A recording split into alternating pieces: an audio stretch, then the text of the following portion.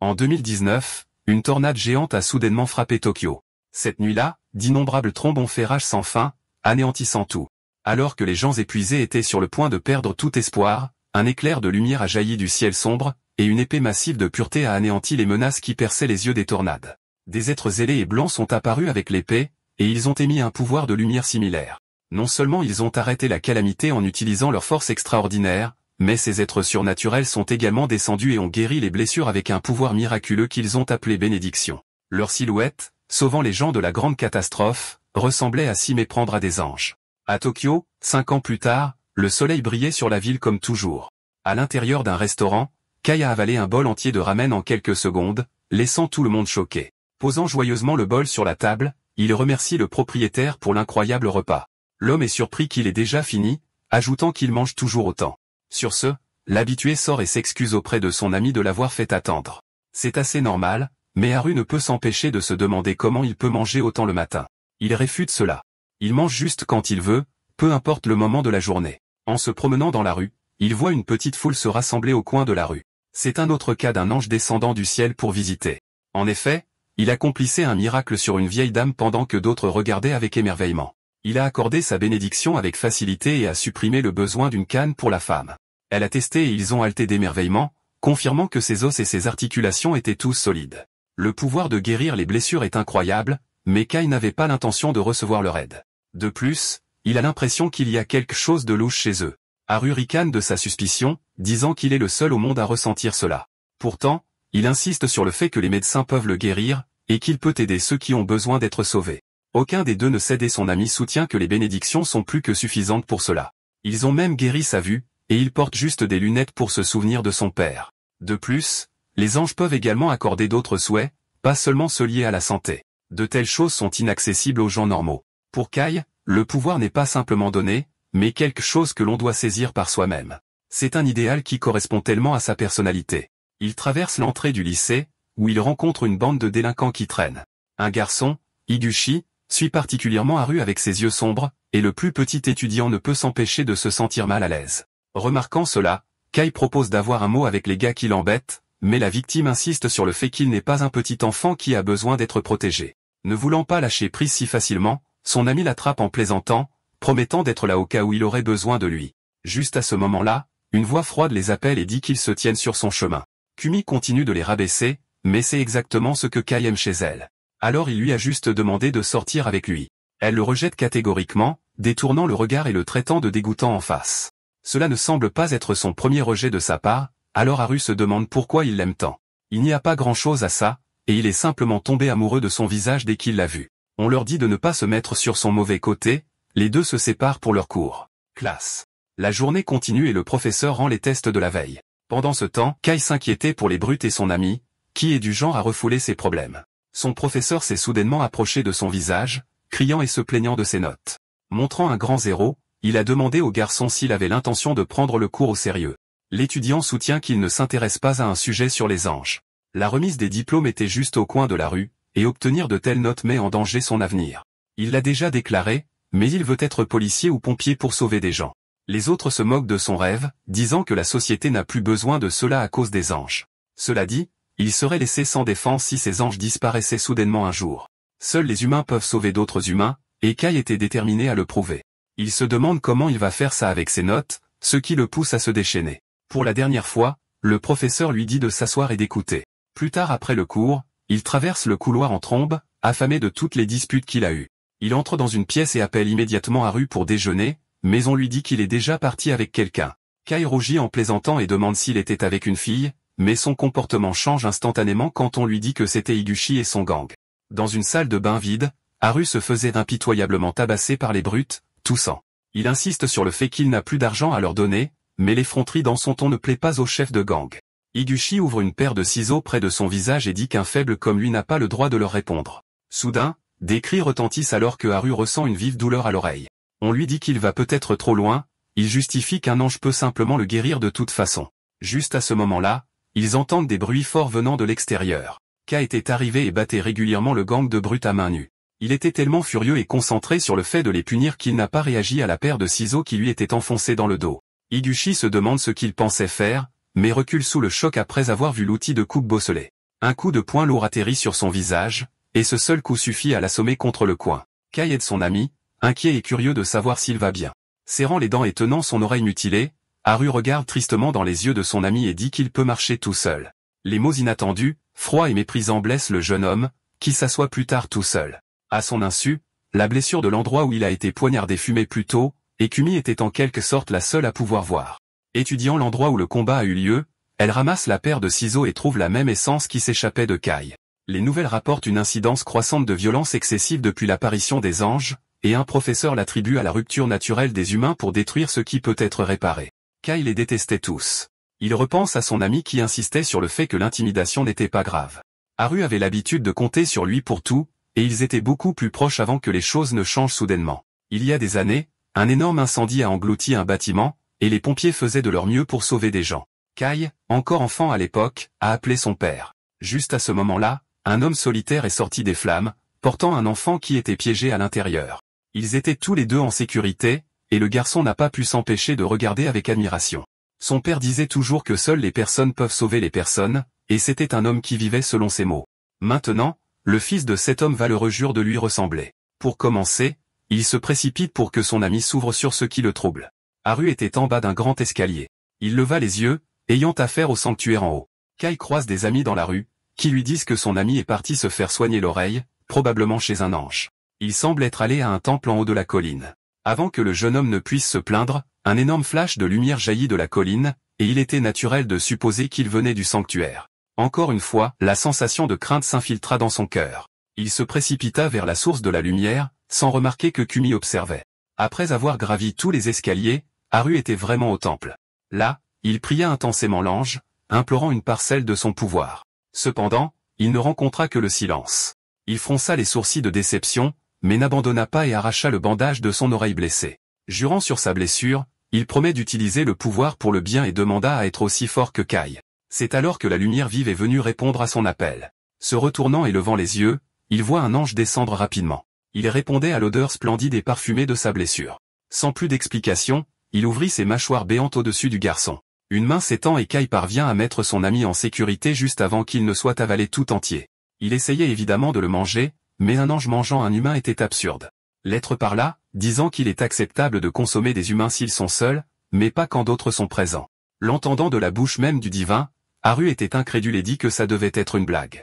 Cependant, il continue et dit qu'ils sont là pour se nourrir d'humains et évoluer. Kai demande alors pourquoi ils les ont sauvés de la catastrophe il y a 5 ans. À leur horreur, il demande s'ils pensent vraiment que c'est par hasard que la tragédie s'est produite alors qu'ils descendaient. La révélation fait chavirer le cœur du jeune homme.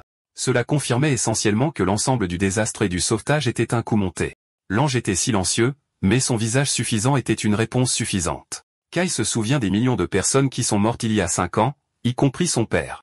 Avec ça, il n'y a aucun moyen qu'il le laisse partir. Sachant qu'il était inutile de lui parler dans cet état, Haru s'enfuit pour obtenir de l'aide. L'ange le poursuit, ne voulant pas laisser un témoin s'échapper, mais il s'arrête soudainement alors que l'autre garçon tire tout son corps en arrière. Il avait déjà perdu son père, et il n'allait pas perdre son ami aussi. L'être divin est choqué alors que l'humain le repousse avec une puissance à la fois incroyable et intéressante. Alors que leur bataille commençait, Haru continuait de descendre les longs escaliers. À sa surprise, il croise Kumi à mi-chemin et se demande ce qu'elle fait là. Juste à ce moment-là, une lumière vive jaillit de l'endroit d'où il venait. Elle dit que c'est le nimbe, qui a commencé sans aucun avertissement. Vu la confusion du garçon, elle demande ce qui se passe lorsqu'une étincelle est jetée dans un endroit avec du gaz. Lorsque l'essence démoniaque touche le pouvoir d'un ange, la même chose se produira. À genoux devant la puissance divine, Kai est incapable de bouger et est traité de bétail. En échange de son insolence, l'ange ouvrit sa bouche, et les deux camarades de classe regardèrent son corps se faire déchiqueter en deux. Haru essaie de courir vers son ami, mais Kumi l'empêche de s'approcher. S'il le fait, il ne fera que se faire prendre dans l'explosion. Pour une raison quelconque, l'ange s'est soudainement mis à vomir. Le goût était dégoûtant, à tel point qu'il se demande ce que l'humain a mélangé dans son corps. Se tournant vers le garçon, il voit la moitié inférieure fumer, s'infecter et se transformer en quelque chose d'autre. Une voix dit au jeune homme d'utiliser son pouvoir, et soudain, des mains sortent d'une enveloppe. Il la déchira, et un être démoniaque émergea avec un fort rugissement. Haru le regarda sous le choc. Kumi sourit de satisfaction, et l'ange observa en silence, attendant son prochain mouvement. Avec la voix de Kai, l'être sinistre fixa son ennemi et se plaignit de sa situation. Dès que le corps de Kai fut mordu en deux, sa conscience tomba dans un profond abîme. Il fut presque entraîné vers le bas par les morts, mais une main le retira des profondeurs. Alors qu'il toussait et reprenait son souffle, son sauveur lui demanda brusquement s'il détestait les anges. Prononçant immédiatement sa haine pour l'ennemi de toute l'humanité, il lève les yeux et voit une étrange silhouette debout devant lui. En termes simples, il est presque mort, mais a été entraîné dans l'espace entre la vie et la mort. L'être divin, Satan, est celui qui l'a sauvé. Bien qu'il ne conteste pas, Kai pense qu'il ressemble plus à un clown qu'à un dieu. Montrant une pièce de monnaie, l'homme au bord de la mort se voit accorder une magnifique chance. Il peut soit connaître une fin douloureuse en tant qu'humain faible, soit renaître en tant que démon avec le pouvoir de massacrer les anges qu'il déteste tant. Invité à rendre son jugement bien qu'il ne connaisse pas grand-chose sur le sujet des démons, il attrape la pièce. Il dit qu'il n'aime aucune des deux options et écrase la pièce dans son poing. En tant que tel, il choisit de revenir à la vie en tant qu'humain et d'éliminer les anges avec sa propre force. Puisqu'il préférerait mourir plutôt que de devenir un démon, il rejette la pièce, ajoutant qu'il veut sauver son espèce de ses propres mains. Reconnaissant son esprit et son éclat, Satan voit qu'il doit se battre contre la cupidité héréditaire. L'humain est soudainement enfermé dans une étrange cage et on lui dit qu'il va être transformé en démon. En extase, on lui ordonne de se déchaîner et de fournir à la créature un peu de divertissement. Les idéaux de Kai sont ignorés, et un monstre jaillit de son ventre. Une corne a également poussé de son œil. Alors qu'il criait d'horreur, Satan sourit, disant que c'est un cadeau pour son mignon petit-fils. Maintenant, on lui dit de libérer son pouvoir. Réapparaissant dans le monde des vivants, le jeune homme se plaint. Sans aucun avertissement, il a jeté sa main et a coupé l'aile de l'ange. Il le regarda sous le choc alors que le garçon qui avait complètement changé demandait ce qui lui arrivait. Kai cria désespérément à Satan, exigeant de savoir ce qu'il lui avait fait. Pendant ce temps, l'ange était également furieux que le bétail ait blessé son corps. Cependant, il ne pouvait rien faire car son plus grand ennemi s'est précipité pour bloquer son chemin.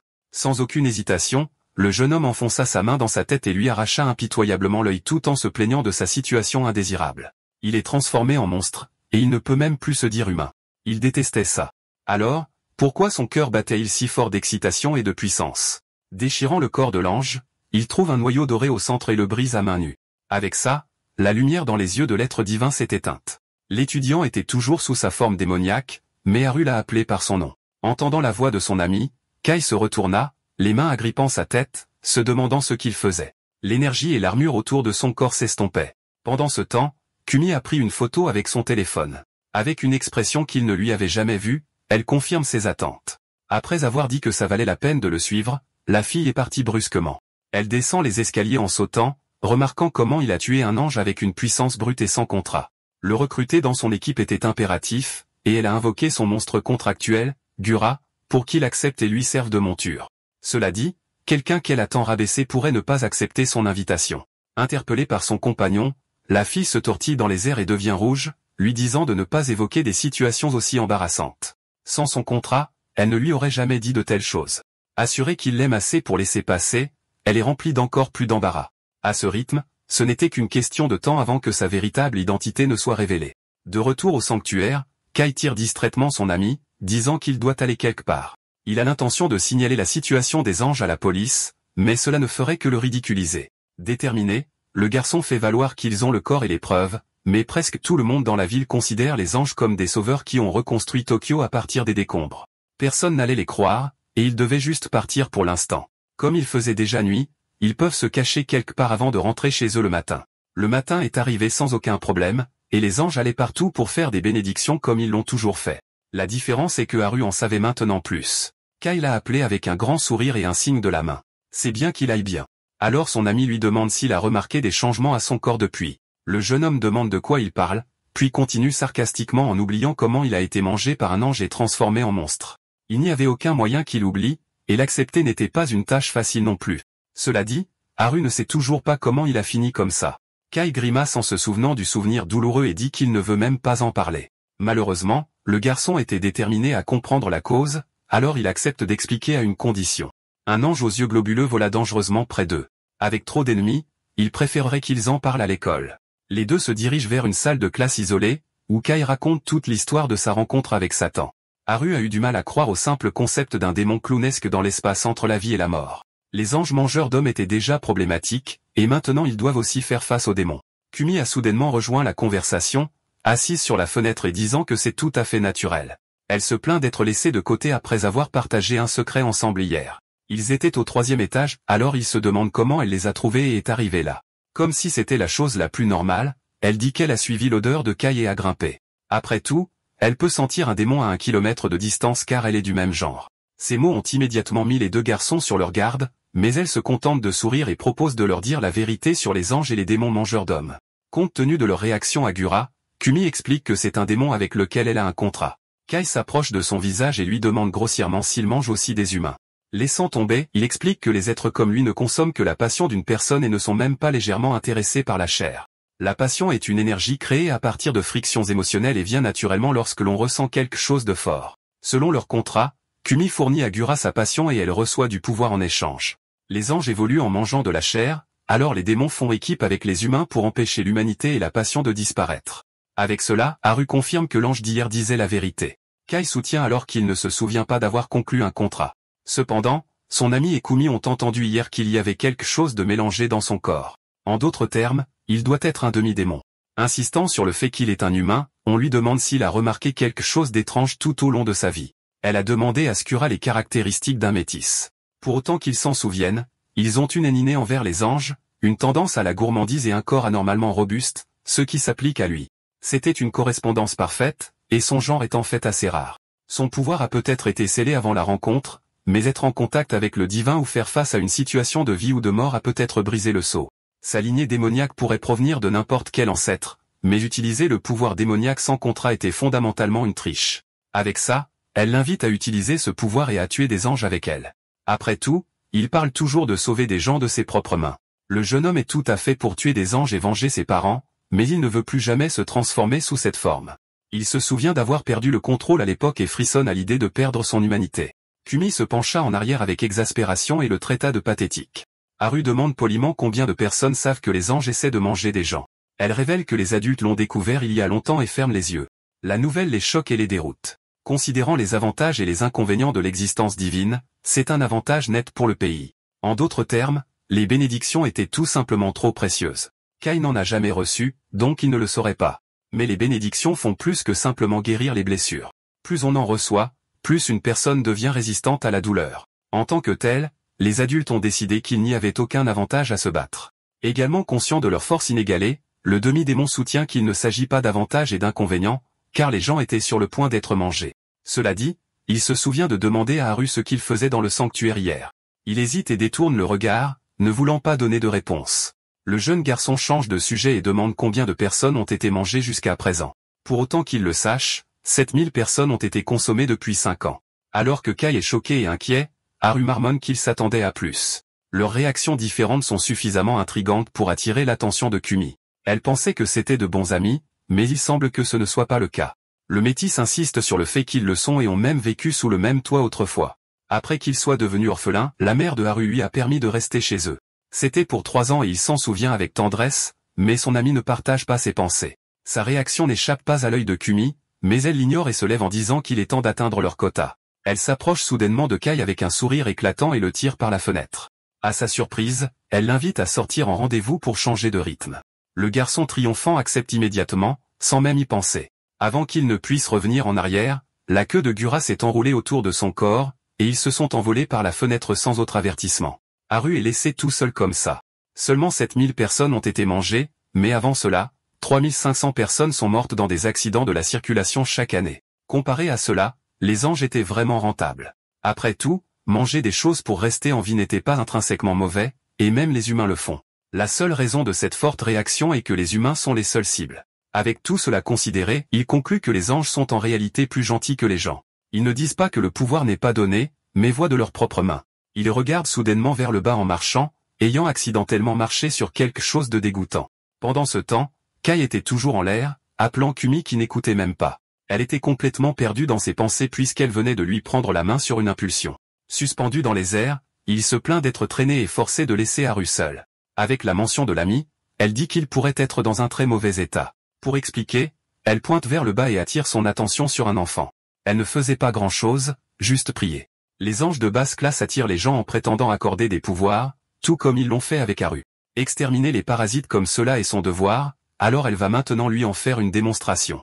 D'un naturel obstiné, il se libère de l'emprise de Gura et saute car ce n'était pas le moment de regarder. L'ange demande comment elle peut aider, et l'enfant explique comment elle ne peut pas suivre à l'école. On lui dit qu'ils peuvent exaucer des vœux, elle espère que son intellect sera amélioré. Cela peut ressembler à de la triche, mais le divin ne fait pas de discrimination et ne refuse pas les vœux. Les yeux de l'enfant brillaient d'espoir. Pour lui accorder le salut, l'ange lui a attrapé les épaules et lui a ouvert la bouche en grand. Figée de choc, la fille ne pouvait que regarder en silence. Juste à ce moment-là, Kai a plongé pour repousser le mangeur d'humains. Alors que les deux se faisaient face, Kumi regardait d'en haut, et Gur a dit que le garçon surhumain a en fait dégagé son emprise. Cela ne fait que lui donner encore plus envie du jeune homme. Frappé et renvoyé, l'ange identifie le pouvoir d'un berger et est dégoûté. En entendant cela, Kai demande de quoi elle parle. Cependant, il se déchaîne simplement, le traitant d'hérétique envoyé par des démons pour s'immiscer dans son repas. Un énorme pied se profile au-dessus des humains, et on a dit à la fille de courir. Cependant, l'énorme âme était trop grande pour être esquivée et s'est abattue sur leur corps. Cela semblait anticlimatique car Kumi s'attendait à plus. Juste à ce moment-là, l'ange est surpris car elle sent le métis repousser son pied et protéger l'enfant. Il utilise tout son corps comme un bouclier, mais ses jambes ne l'écoutent tout simplement pas. La force qui le poussait vers le bas est devenue encore plus forte. Son rencard est apparu juste à ce moment-là et lui a dit d'utiliser simplement son pouvoir démoniaque. Il refuse de le faire et lui dit même de se taire, mais c'est juste ce qu'elle déteste chez lui. Le jeune homme continue de déclarer son désir de sauver les gens et ne peut même pas considérer les sentiments de son ami qui s'accroche aux anges pour obtenir de l'aide. Il n'est même pas humain, mais croit qu'il sait ce qui est le mieux pour tout le monde. S'il voulait vraiment être utile à quelqu'un, alors il doit se sacrifier et se battre. Ces mots le font hésiter. Il y a des années, son père a admis sa peur de sauter dans les flammes, mais il le supporte en pensant à qui il va sauver. Sa mère se fâche parfois contre lui et lui dit d'arrêter de se sacrifier, mais c'est juste un gars maladroit qui est têtu. Maudit tout cela, Kai permet au pouvoir de s'infiltrer. Le mépris remplit son corps et la démonisation prend complètement le dessus sur son corps. L'ange est choqué, d'autant plus qu'il coupe son pied avec une vague de sa main. En un clin d'œil, elle subit un énorme trou sur le côté, et Kai était déjà derrière elle, tenant le noyau doré de sa vie dans sa main. Ricanant de plaisir, il acquiert une nouvelle résolution d'anéantir chaque ange. D'un autre côté, Kumi sourit et l'accueille dans le monde des démons. Kai était dans les airs, déjà démonisé et chassant un autre ange. L'être divin a poussé sa lame d'or vers l'avant, mais l'arme s'est brisée en heurtant la peau dure du démon. Dans le reflet des fragments, on peut voir le garçon attraper l'ange et le projeter contre le mur. L'incapacitant en quelques instants, il sort le noyau doré de sa poitrine. Pendant ce temps, une femme dans l'ange était secouée, incapable de comprendre pourquoi un ange avait essayé de la poignarder. Kai, toujours sous sa forme démoniaque, a crié et l'a averti de ne plus compter sur les anges, à moins qu'elle ne veuille que cela se reproduise. Malheureusement, cela ressemble plus à une menace personnelle et l'incite à s'enfuir par peur. Acceptant déjà ce résultat, il se laisse simplement tomber. Kumi est apparue au-dessus de lui au milieu d'une sieste et l'a félicité pour avoir bien fait. Cependant, elle se demande pourquoi il a repris sa forme humaine alors que d'autres ennemis pourraient être dans les parages. Pour répondre à ces questions, il mentionne comment elle se bat également avec le pouvoir démoniaque. Avec cela, il demande si elle a déjà eu peur de se réveiller en tant que monstre qui ne peut plus revenir en arrière. Il ne peut toujours pas faire entièrement confiance à ses pouvoirs, il ne l'utilise donc qu'en cas de nécessité. Cette hésitation pourrait être fatale, on lui rappelle donc que mourir signifie qu'il ne peut protéger personne. Déjà conscient de cela, il fait valoir qu'il a battu l'ennemi, donc ce n'est pas un problème. Gur est irrité par son imprudence et ne peut pas croire qu'elle s'inquiétait réellement pour lui. Malgré les chamailleries, il les remercie pour toute leur inquiétude. Puisqu'il a tellement confiance en lui, Kumi décide de le laisser gérer les cibles seul. Elle dit ensuite qu'il y a une autre raison de tuer les anges en plus de les voir s'attaquer aux gens. La déclaration l'intrigue naturellement. Pendant ce temps, un être divin était assis sur un trône, notant comment une autre lumière de vie s'est éteinte. Sachant que les bergers sont à blâmer, il fronça les sourcils de colère et ordonna que les bourreaux soient envoyés. De retour dans son restaurant habituel, Kai avale plusieurs bols de ramen et dit qu'il commence à travailler si dur. Encore une fois, il termine son repas et retrouve Haru dehors. Interpellé pour avoir mangé autant si tôt, il dit qu'un travail lui ouvre l'appétit. Avec un regard prudent, son ami lui demande s'il a tué un autre ange aujourd'hui. Le métis n'aurait jamais imaginé que tant de gens s'accrocheraient réellement aux anges. Après tout, quelqu'un comme lui ne comprendrait jamais ce que c'est que d'être faible. Changeant de conversation, Haru remarque qu'il semble beaucoup plus à l'aise maintenant à l'idée de se transformer en démon. Il essayait d'être un humain convenable, mais il a été transformé en démon contre son gré. Chaque fois qu'il prend cette forme, il a l'impression de ne plus être lui-même. On lui dit d'arrêter si c'est si dur, mais il ne peut pas supporter de voir les autres se sacrifier simplement parce qu'ils sont devenus désespérés. On demande ensuite au métis si ce qu'il fait réellement une différence.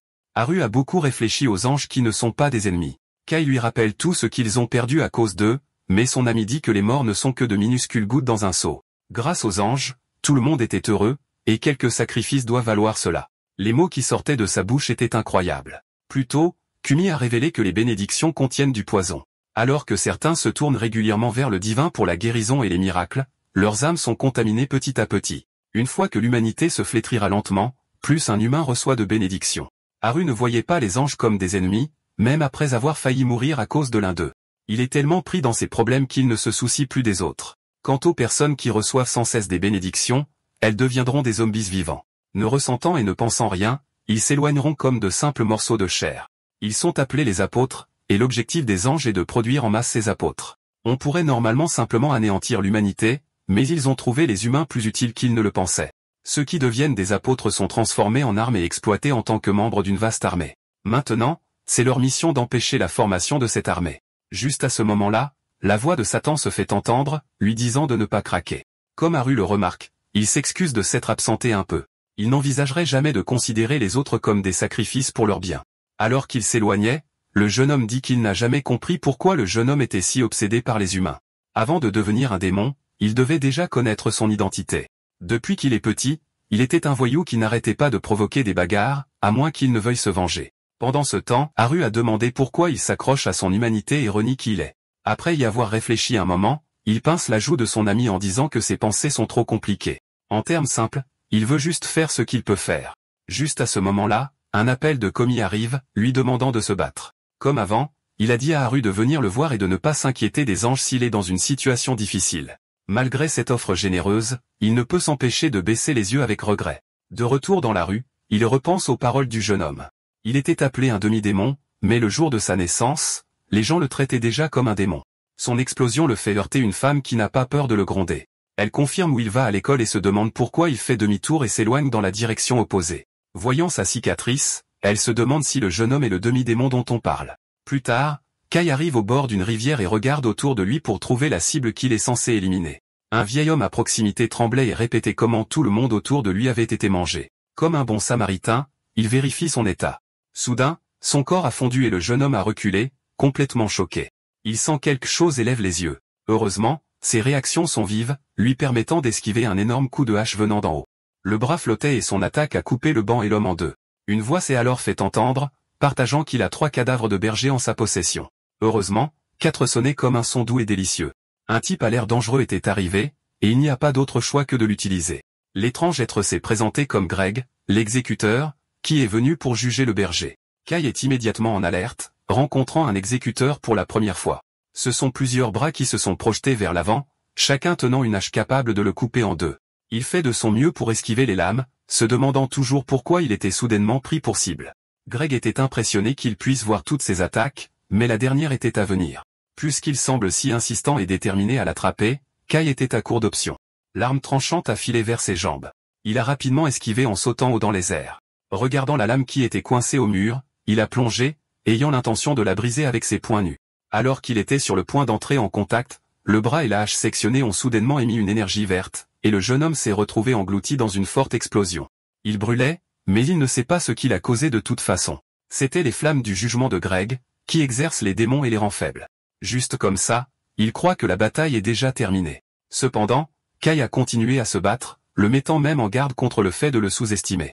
Dès qu'il dit cela, son ennemi punit sa jubilation et lui enfonce une hache dans le côté. Pris au dépourvu et non préparé, cette attaque le met presque hors de combat sur le coup.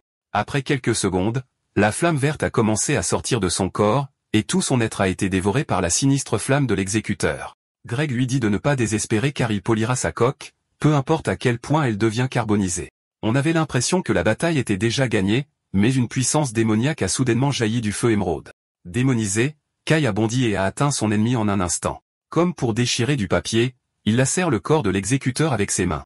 Malgré le trou dans son corps, Greg était impressionné qu'il puisse faire autant tout en étant brûlé. Il prend le contrôle du garçon avec ses armes, le considérant comme un digne vaisseau du numéro 4. Kai ne pouvait plus bouger son corps, et même sa guérison instantanée était retardée. Comme Kumi l'avait averti, sa réticence à se démoniser s'avérait fatale. Il ne veut pas accepter la défaite, mais ne peut rien faire car la hache s'abat d'en haut. Juste à ce moment-là, une fille familière est apparue et a repoussé les bras de l'exécuteur. Le métis reconnaît Suzu comme la femme de tout à l'heure. Sans explication, elle l'éloigne des membres porteurs de hache. Greg est agacé que des renforts soient arrivés au pire moment. De son côté, Kai demande à sa sauveuse si elle connaît Kumi. Sa question lui fait comprendre à quel point le garçon est largué. Éloignant facilement un autre bras d'exécuteur, elle regarde le métis, remarquant qu'il a l'air particulièrement faible. Greg lui ordonne de s'écarter, revendiquant l'enveloppe pour lui-même. Sa lame l'a encerclé, mais elle n'y a vu qu'une occasion parfaite. Avec une technique et une capacité de combat incroyable, elle repousse les armes sans jamais se faire toucher et appelle cela une leçon sur l'extermination des anges. Soudain, une puissante explosion d'énergie violette jaillit de son corps. Kai la voit pour la première fois, mais reconnaît la passion dont parlait Kumi. Elle est contente qu'il en sache au moins quelque chose et présente la passion de l'extase que son démon dévore. Plus elle aime un combat à mort, plus elle devient forte. Son démon contractuel, Zaki, a émergé autour d'elle, prêt à se montrer à la nouvelle recrue. Leurs corps ont fusionné et Suzu débordait d'énergie démoniaque autour d'elle. Greg était dégoûté par sa forme, n'aimant pas du tout cette fille. Puisqu'il n'a pas besoin de son corps, il va juste incinérer la moelle de ses os. La bergère rit de ses menaces, disant qu'il ressemble à son élève. Cela dit, elle décide de lui donner une leçon précieuse et frappe le sol avec sa botte à pointe. Alors qu'elle l'enfonçait profondément, d'énormes plantes épineuses ont jailli d'en dessous, allant directement sur Greg et empalant ses membres en cours de route. Il est choqué car les plantes se déplacent assez vite pour l'encercler. Si ça ne le tue pas, Suzu acceptera de jouer le jeu. Après tout, le professeur est libre jusqu'à la 2e heure. Ces paroles insolentes ont rendu l'exécuteur fou de rage, qui a alors juré de la tuer. Cependant, une lumière vive a jailli d'en haut et l'ange a disparu du terrain en un clin d'œil. La bergère rit, se considérant comme la gagnante alors que son ennemi s'enfuyait. Pendant ce temps, Kai était juste impressionné par ce dont il avait été témoin. S'il a autant de force, alors peut-être qu'il peut encore sauver Haru. Parvenant à peine à ramper sur le sol, il supplie Suzu de lui apprendre le pouvoir qu'elle utilise. Il utilise ce qui lui reste de force pour s'accrocher à sa cheville et implorer ses conseils. Elle et son démon contractuel l'ont regardé et ont ri en voyant qu'il s'était évanoui après avoir dit sa supplication. Satisfaite de son courage, le professeur promet de le transformer en une machine à tuer de première classe. Un professeur demande à Haru s'il est allé à l'école avec Kai aujourd'hui. On lui a dit qu'il ne l'avait fait que sur une courte distance, le professeur laisse tomber. Après tout, le jeune homme ne peut pas dire que son ami était dehors en train de combattre des anges. Le reste de la journée s'est déroulé comme d'habitude, et il était temps de rentrer à la maison. Toujours seul, il se demande si Kai a été mangé par un ange pendant une bataille, mais rit de cette pensée absurde. Croyant qu'il doit juste se reposer à la maison, il se dirige vers l'appartement du jeune homme et frappe à la porte. Personne n'ouvre ou ne répond, mais Haru remarque que l'entrée est ouverte. En y repensant, il détestait que son ami ne ferme jamais la porte à clé quand ils vivaient ensemble. Voyant l'intérieur complètement vide, il commence à s'inquiéter que quelque chose de mauvais se soit réellement passé. Encore une fois, il laisse tomber, se souvenant que Kai a même survécu après que la moitié de son corps ait été mangé. Il n'y avait aucune raison d'être si nerveux, surtout pour quelqu'un qui n'est même plus humain. La seule vertu de son père était le sacrifice de soi, tandis que sa mère a profité du désastre et a disparu. Haru se demande lequel d'entre eux est responsable de l'avoir transformé en démon. Kai était complètement bandé et toujours inconscient. À côté de lui, Gura se plaignait de la façon dont il pouvait dormir si profondément. Pendant ce temps, Kumi s'est détournée et est retournée silencieusement dans sa chambre. Elle avait de grands espoirs pour lui, et elle regrette ce qui s'est passé de tout son cœur. Gura est confuse quant à la raison. Dès qu'elle est entrée dans sa chambre, les larmes de la fille ont immédiatement commencé à couler. Elle s'en veut, disant qu'il ne serait pas à moitié mort si elle l'avait juste accompagné. À sa surprise, une voix provenant de son placard lui dit de ne pas pleurer. Une jambe nue a soudainement donné un coup de pied dans la porte de son armoire, et Kumi demande ce que cette personne faisait dans sa chambre. C'était Suzu, tenant une bière et disant qu'elle fouillait dans les vêtements de la fille. La cadette la gronde pour avoir fait ça sans permission, mais le professeur fait valoir que c'est un prix juste à payer. Après tout, elle a personnellement sauvé sa recrue de l'emprise de la mort. La vérité flagrante fait retomber les larmes de la fille. Suzu se demande pourquoi elle ne lui a pas appris comment faire jaillir son pouvoir en premier lieu. Puisqu'il était déjà assez fort, elle pensait qu'il serait capable de gérer un ange de rang 2. La femme rit d'elle et révèle que Kai était contre un ange de haute classe du 6e rang. Après avoir tué trop de personnes de rang inférieur, il était naturel qu'il se fasse remarquer et qu'il soit ciblé par un exécuteur. Kumi est choquée, ne sachant pas comment elle s'en est sortie indemne, mais c'est grâce à la nouvelle recrue. S'il n'avait pas griffé l'estomac de Greg, alors elle serait probablement sur le lit avec lui. Assise à côté de la fille, Suzu lui rappelle leurs deux principales responsabilités. La mission des détenteurs de pactes démoniaques est de tuer des anges et de sauver leurs camarades. Elle veut lui apprendre comment faire jaillir son pouvoir. Mais si elle fait ça, il lui demandera inévitablement quelle est sa passion. Se tortillant d'embarras, elle refuse de lui faire savoir qu'elle est stimulée par la honte. Cela fait rire Suzu car c'est juste pour sa propre commodité. Il n'y a que 2 personnes qui connaissent sa vraie nature, ce qui est le mieux étant donné ses conditions. Il est compréhensible qu'elle cache la vérité derrière une façade arrogante et froide. Même les vêtements révélateurs qu'elle ne porterait normalement jamais sont censés la rendre plus forte. Suzu la taquine, disant qu'elle pourrait en fait devenir accro à la sensation. Kumi le nie avec ces mots, mais la réaction de son corps révèle la vérité dans la supposition de son aîné. Passant à autre chose, le professeur prend la responsabilité de former Kai puisqu'elle ne peut pas le faire elle-même. Avec un sourire suffisant, elle dit qu'elle a déjà reçu la permission d'Oda. La jeune bergère essaie de protester, mais le chef lui-même l'a déjà approuvé. En parlant de lui, Oda était dans la pièce où reposait le métis et se souvenait de l'histoire de sa mort et de sa renaissance, en particulier de la façon dont il était apparu de l'intérieur d'un oiseau qui avait poussé à partir de la moitié de son corps. Au lieu de se régénérer à cause d'un noyau, peut-être que la moitié de lui qui a été mangé a été remplacée par de la chair de démon. Si la mort était le déclencheur, sa part humaine est-elle déjà morte, ou l'oiseau était-il une porte vers son inconscient? Concluant qu'il est inutile d'y penser, il décide de le demander au garçon lui-même et lève un couteau au-dessus de son corps sans défense. Alors qu'il était sur le point de percer sa peau, la lame d'acier s'est soudainement fendue en deux, prenant même Oda par surprise. Une voix et une énergie familière sont apparues, demandant ce qu'il faisait à l'hôte. Le chef des bergers dit qu'il n'a aucune intention hostile et qu'il veut juste apprendre à le connaître. C'était parfait, car Satan commençait lui-même à s'ennuyer. Émergeant du corps de Kai, il promet de parler si l'humain l'amuse suffisamment. Cela dit, il s'excuse d'avance au cas où il se laisserait emporter et le tuerait. Impassible face au puissant démon, Oda prend une pause, espérant que l'être devant lui n'est pas un esprit ordinaire. Trouvant un tas de canettes de bière dans le garde-manger, Suzu s'extasie devant la prévenance de son chef et en prend une grande gorgée. Soudain, la canette dans sa main disparaît. Pendant ce temps, Oda était en plein combat contre Satan. Il prend une pose étrange et la fait bouger autour de ses doigts. En un instant, c'est comme si toute la pièce se retournait, et le bras du démon est remplacé par une collection de canettes en fer blanc froissé. Le démon la regarda, confus et intrigué alors que les fines pièces de métal se brisaient. Oda regardait de même, sans émotion, alors que son ennemi l'ignorait nonchalamment. Se demandant s'il est peut-être un magicien talentueux, Satan chargea cette fois avec un coup de pied. Comme avant, quelque chose change et ses jambes se transforment en autre chose. Il était plus déconcerté que frustré, mais le berger dit qu'il se contente de remplacer des parties de son corps par des éléments de l'environnement. Tombé au sol, le démon soutient que c'est exactement ce qu'est un magicien. Coincé au sol avec un seul membre restant, il dit qu'il aime le jeune homme. Comme promis, il commence par révéler son nom. Oda se pencha ici, surpris par l'honnêteté de son ennemi. Malheureusement, c'est une décision stupide car Satan cogne leur tête ensemble. Les démons sont des menteurs, et c'est ce que toute personne dotée de bon sens saurait. Renvoyé par l'impact, l'humain s'énerve et reprend la pose. Des peluches ont remplacé le torse du clown démon et quelqu'un de sinistre est apparu d'un trou dans l'air. Il enroula ses bras autour d'Oda alors qu'il dit qu'il est bien conscient de leur traîtrise. Il y a des rumeurs selon lesquelles il aurait conclu un pacte avec un ange déchu, mais il est plus laid que prévu. Se moquant continuellement de lui, Satan annule le pouvoir du berger et apparaît juste au-dessus de sa tête. Il a balayé vers le bas avec un sourire, visant complètement à le tuer avec une embuscade. Juste à ce moment-là, Kai est apparu avec une étrange fureur, tirant son bras en arrière pour frapper fort. Il plante son poing dans le visage du démon et l'envoie voler à travers la pièce. Oda est surpris qu'il soit même debout, mais il semble que le jeune homme soit devenu fou, complètement hors de contrôle. Puisque son enfant s'est réveillé, Satan dit qu'ils peuvent continuer leur petite querelle plus tard. Dès qu'il a dit son nom, le chef des bergers et son ange déchu ont tressailli de surprise. Il n'y avait pas de meilleure introduction pour qui il était que celle-ci.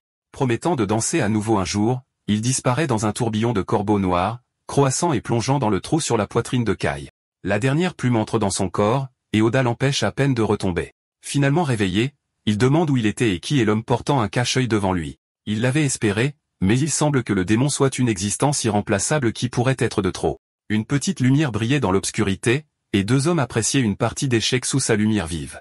Cependant, ils sont interrompus alors qu'un bruit étrange résonne dans la nuit.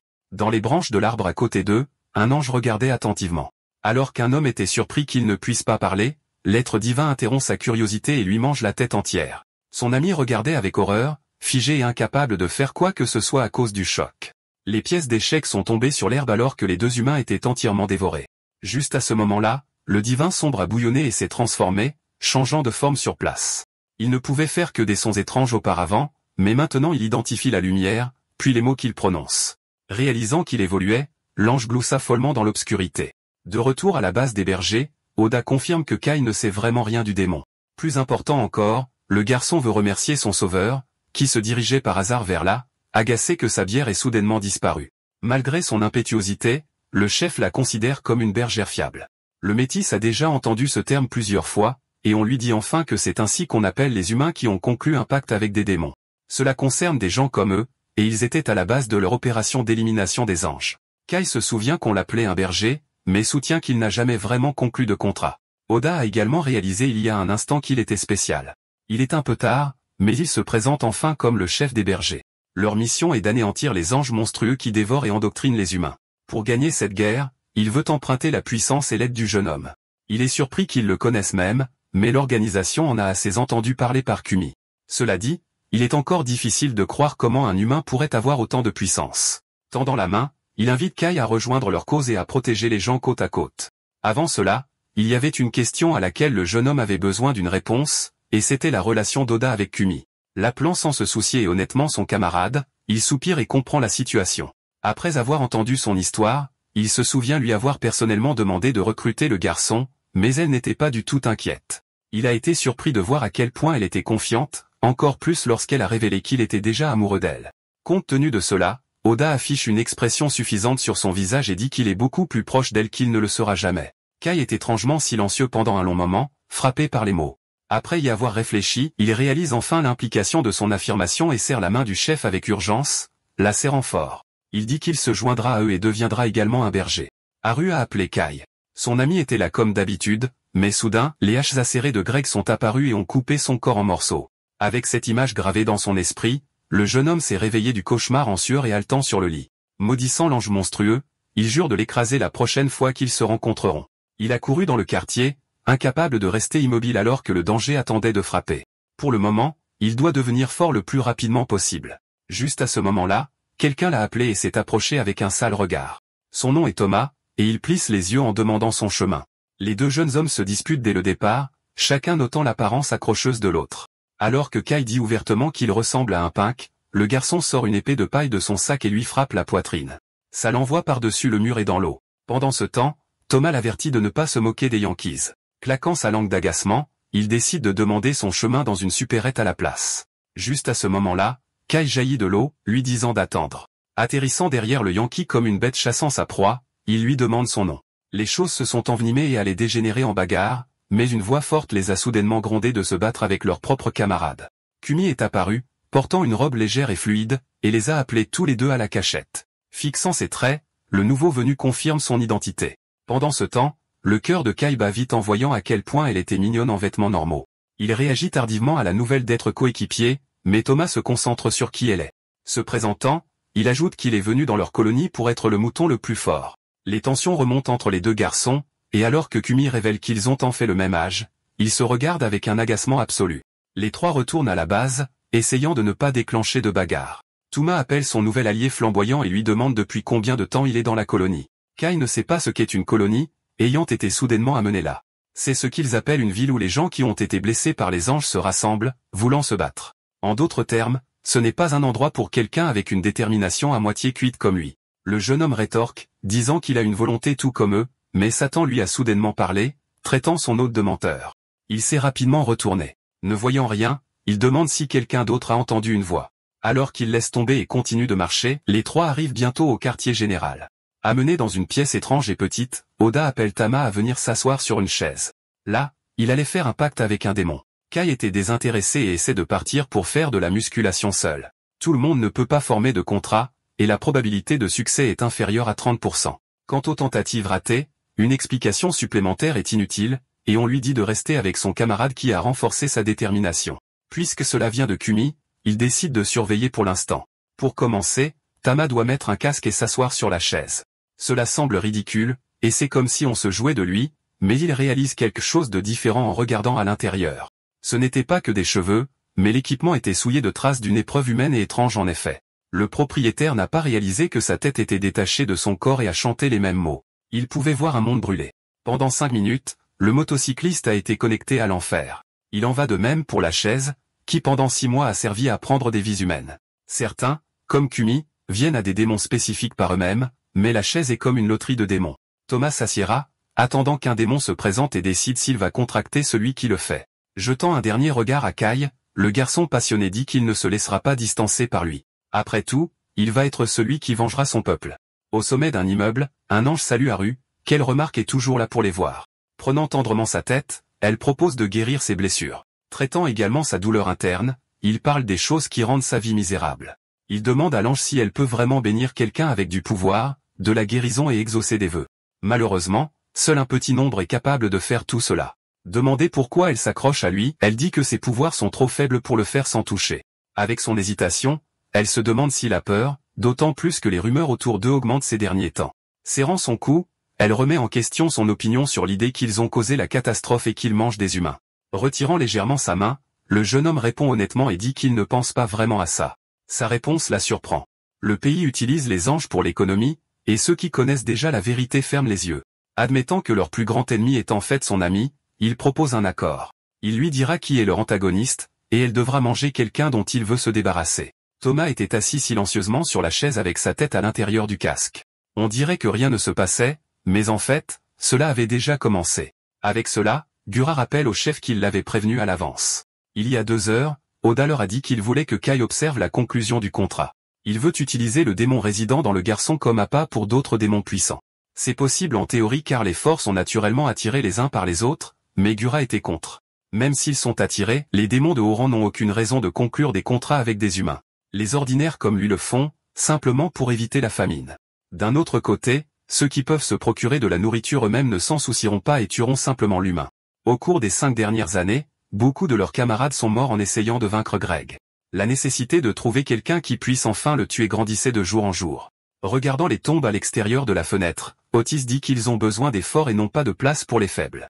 Pour gagner cette bataille, un pouvoir irremplaçable était une nécessité, pas un privilège. Kumi le regarda solennellement.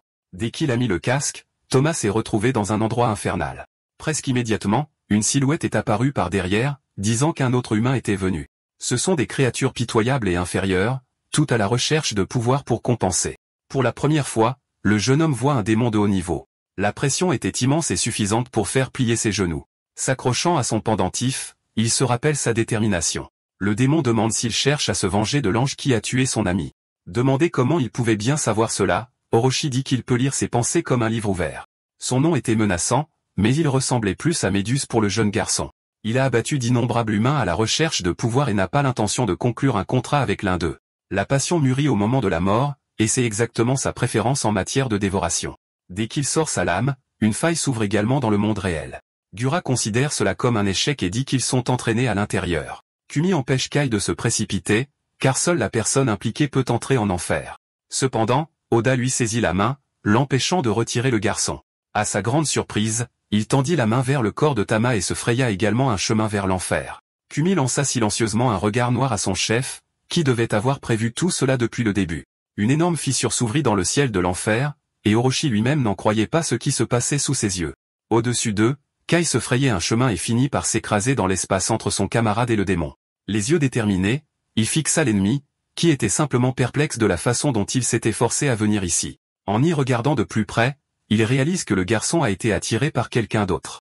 Avec l'image de Satan derrière lui, Kai remarqua la taille du démon. Se tournant vers Thomas, il dit qu'il est venu parce qu'il avait l'air d'avoir des ennuis. Cette imprudence le surprend. Étonnamment, Orochi remit sa lame dans son fourreau. Sans aucune explication, il dit soudainement qu'il va conclure un contrat avec le garçon. Son serpent est enroulé autour du corps du jeune homme. Une seule personne peut rejeter les lois du monde, et c'est le roi qui l'a tué il y a 100 ans. S'il utilise son hôte, lui aussi peut se venger du roi. Sur ce, 2 portails apparurent dans le monde réel et recrachèrent les jeunes parvenus de l'enfer. Le fait qu'ils soient tous les deux revenus vivants signifie que la formation du contrat s'est bien déroulée. Thomas était toujours au sol et avait du mal à reprendre son souffle. Se dirigeant peu après vers le toit, il regarda au loin, se demandant pourquoi le garçon flamboyant était venu le sauver. Ce garçon flamboyant apparut à ce moment-là et dit que Suzu va lui apprendre à utiliser son pouvoir. Le délinquant dit qu'il a entendu parler de lui, comment lui, un métis, combat les anges pour sauver son ami. Estimant que c'est injuste et partial, Kai exige d'en savoir un peu plus sur lui également. Thomas admirait son ami et était touché par l'humanité de faire passer ses camarades avant lui. Ce type, Kuzu, était son seul et unique meilleur ami. Il se souvient encore des jours où il venait l'aider, en disant qu'il avait l'air d'avoir des ennuis. Pour cette raison, il va tuer chaque ange, peu importe ce qu'il doit sacrifier. D'un autre côté, Kai veut sauver tout le monde, alors il a demandé ce qu'il y a à accomplir en sauvant des inconnus. Il n'y avait pas besoin de trop réfléchir, et il veut juste protéger tout ce qu'il peut.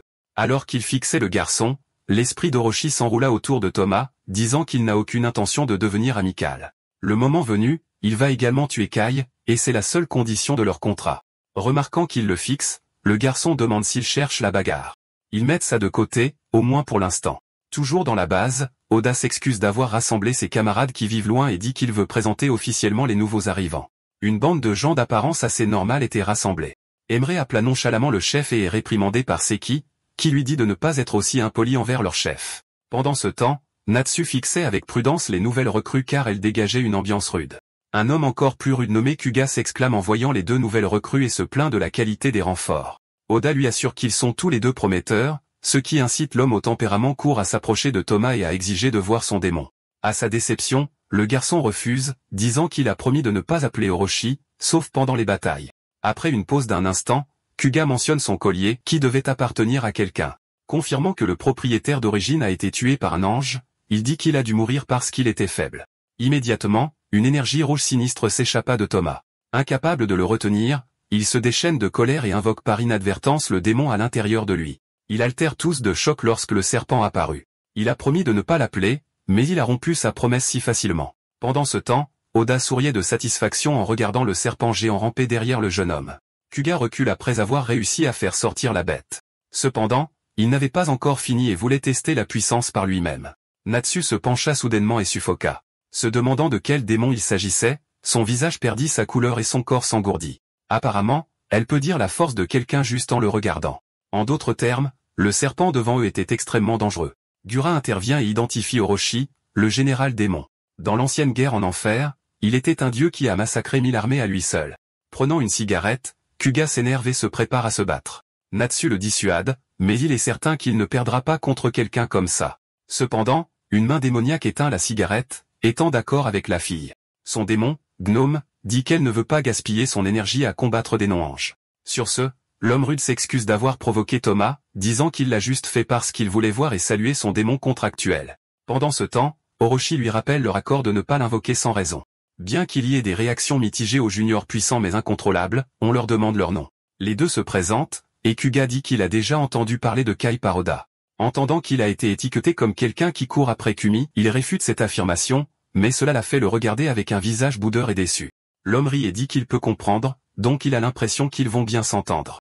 Il se tourne ensuite vers Thomas et l'avertit que passer à pleine puissance comme tout à l'heure le fera dévorer instantanément. Comme alternative, il lui conseille de canaliser son pouvoir dans un médium comme une épée. Terminant les salutations, Kuga s'éloigne pour partir, disant qu'il doit retourner à l'extermination des anges car les autres ne font pas leur travail. Il demande à Oda combien il en a tué ce mois-ci. Accueilli par le silence, il se demande combien de temps il va les faire travailler pendant qu'il regarde en paix. Contrairement aux autres, il ne veut pas devenir l'outil jetable du chef. Il part, mais Thomas ne manque pas de remarquer cet échange. Tout cela étant dit et fait, il était temps de commencer réellement à travailler. L'équipe de vétérans procédera à l'extermination comme prévu. Alors qu'Emre pensait déjà à célébrer après, Kai demande leur mission et qui éliminer. Ce qui l'attend est un match revanche, et il est chargé d'éliminer l'exécuteur, Greg. Le garçon se souvient de l'ange à la hache ainsi que des cauchemars qui le hantent. Kumi suggère qu'il vaudrait peut-être mieux s'entraîner et se préparer un peu plus. Kai était silencieux.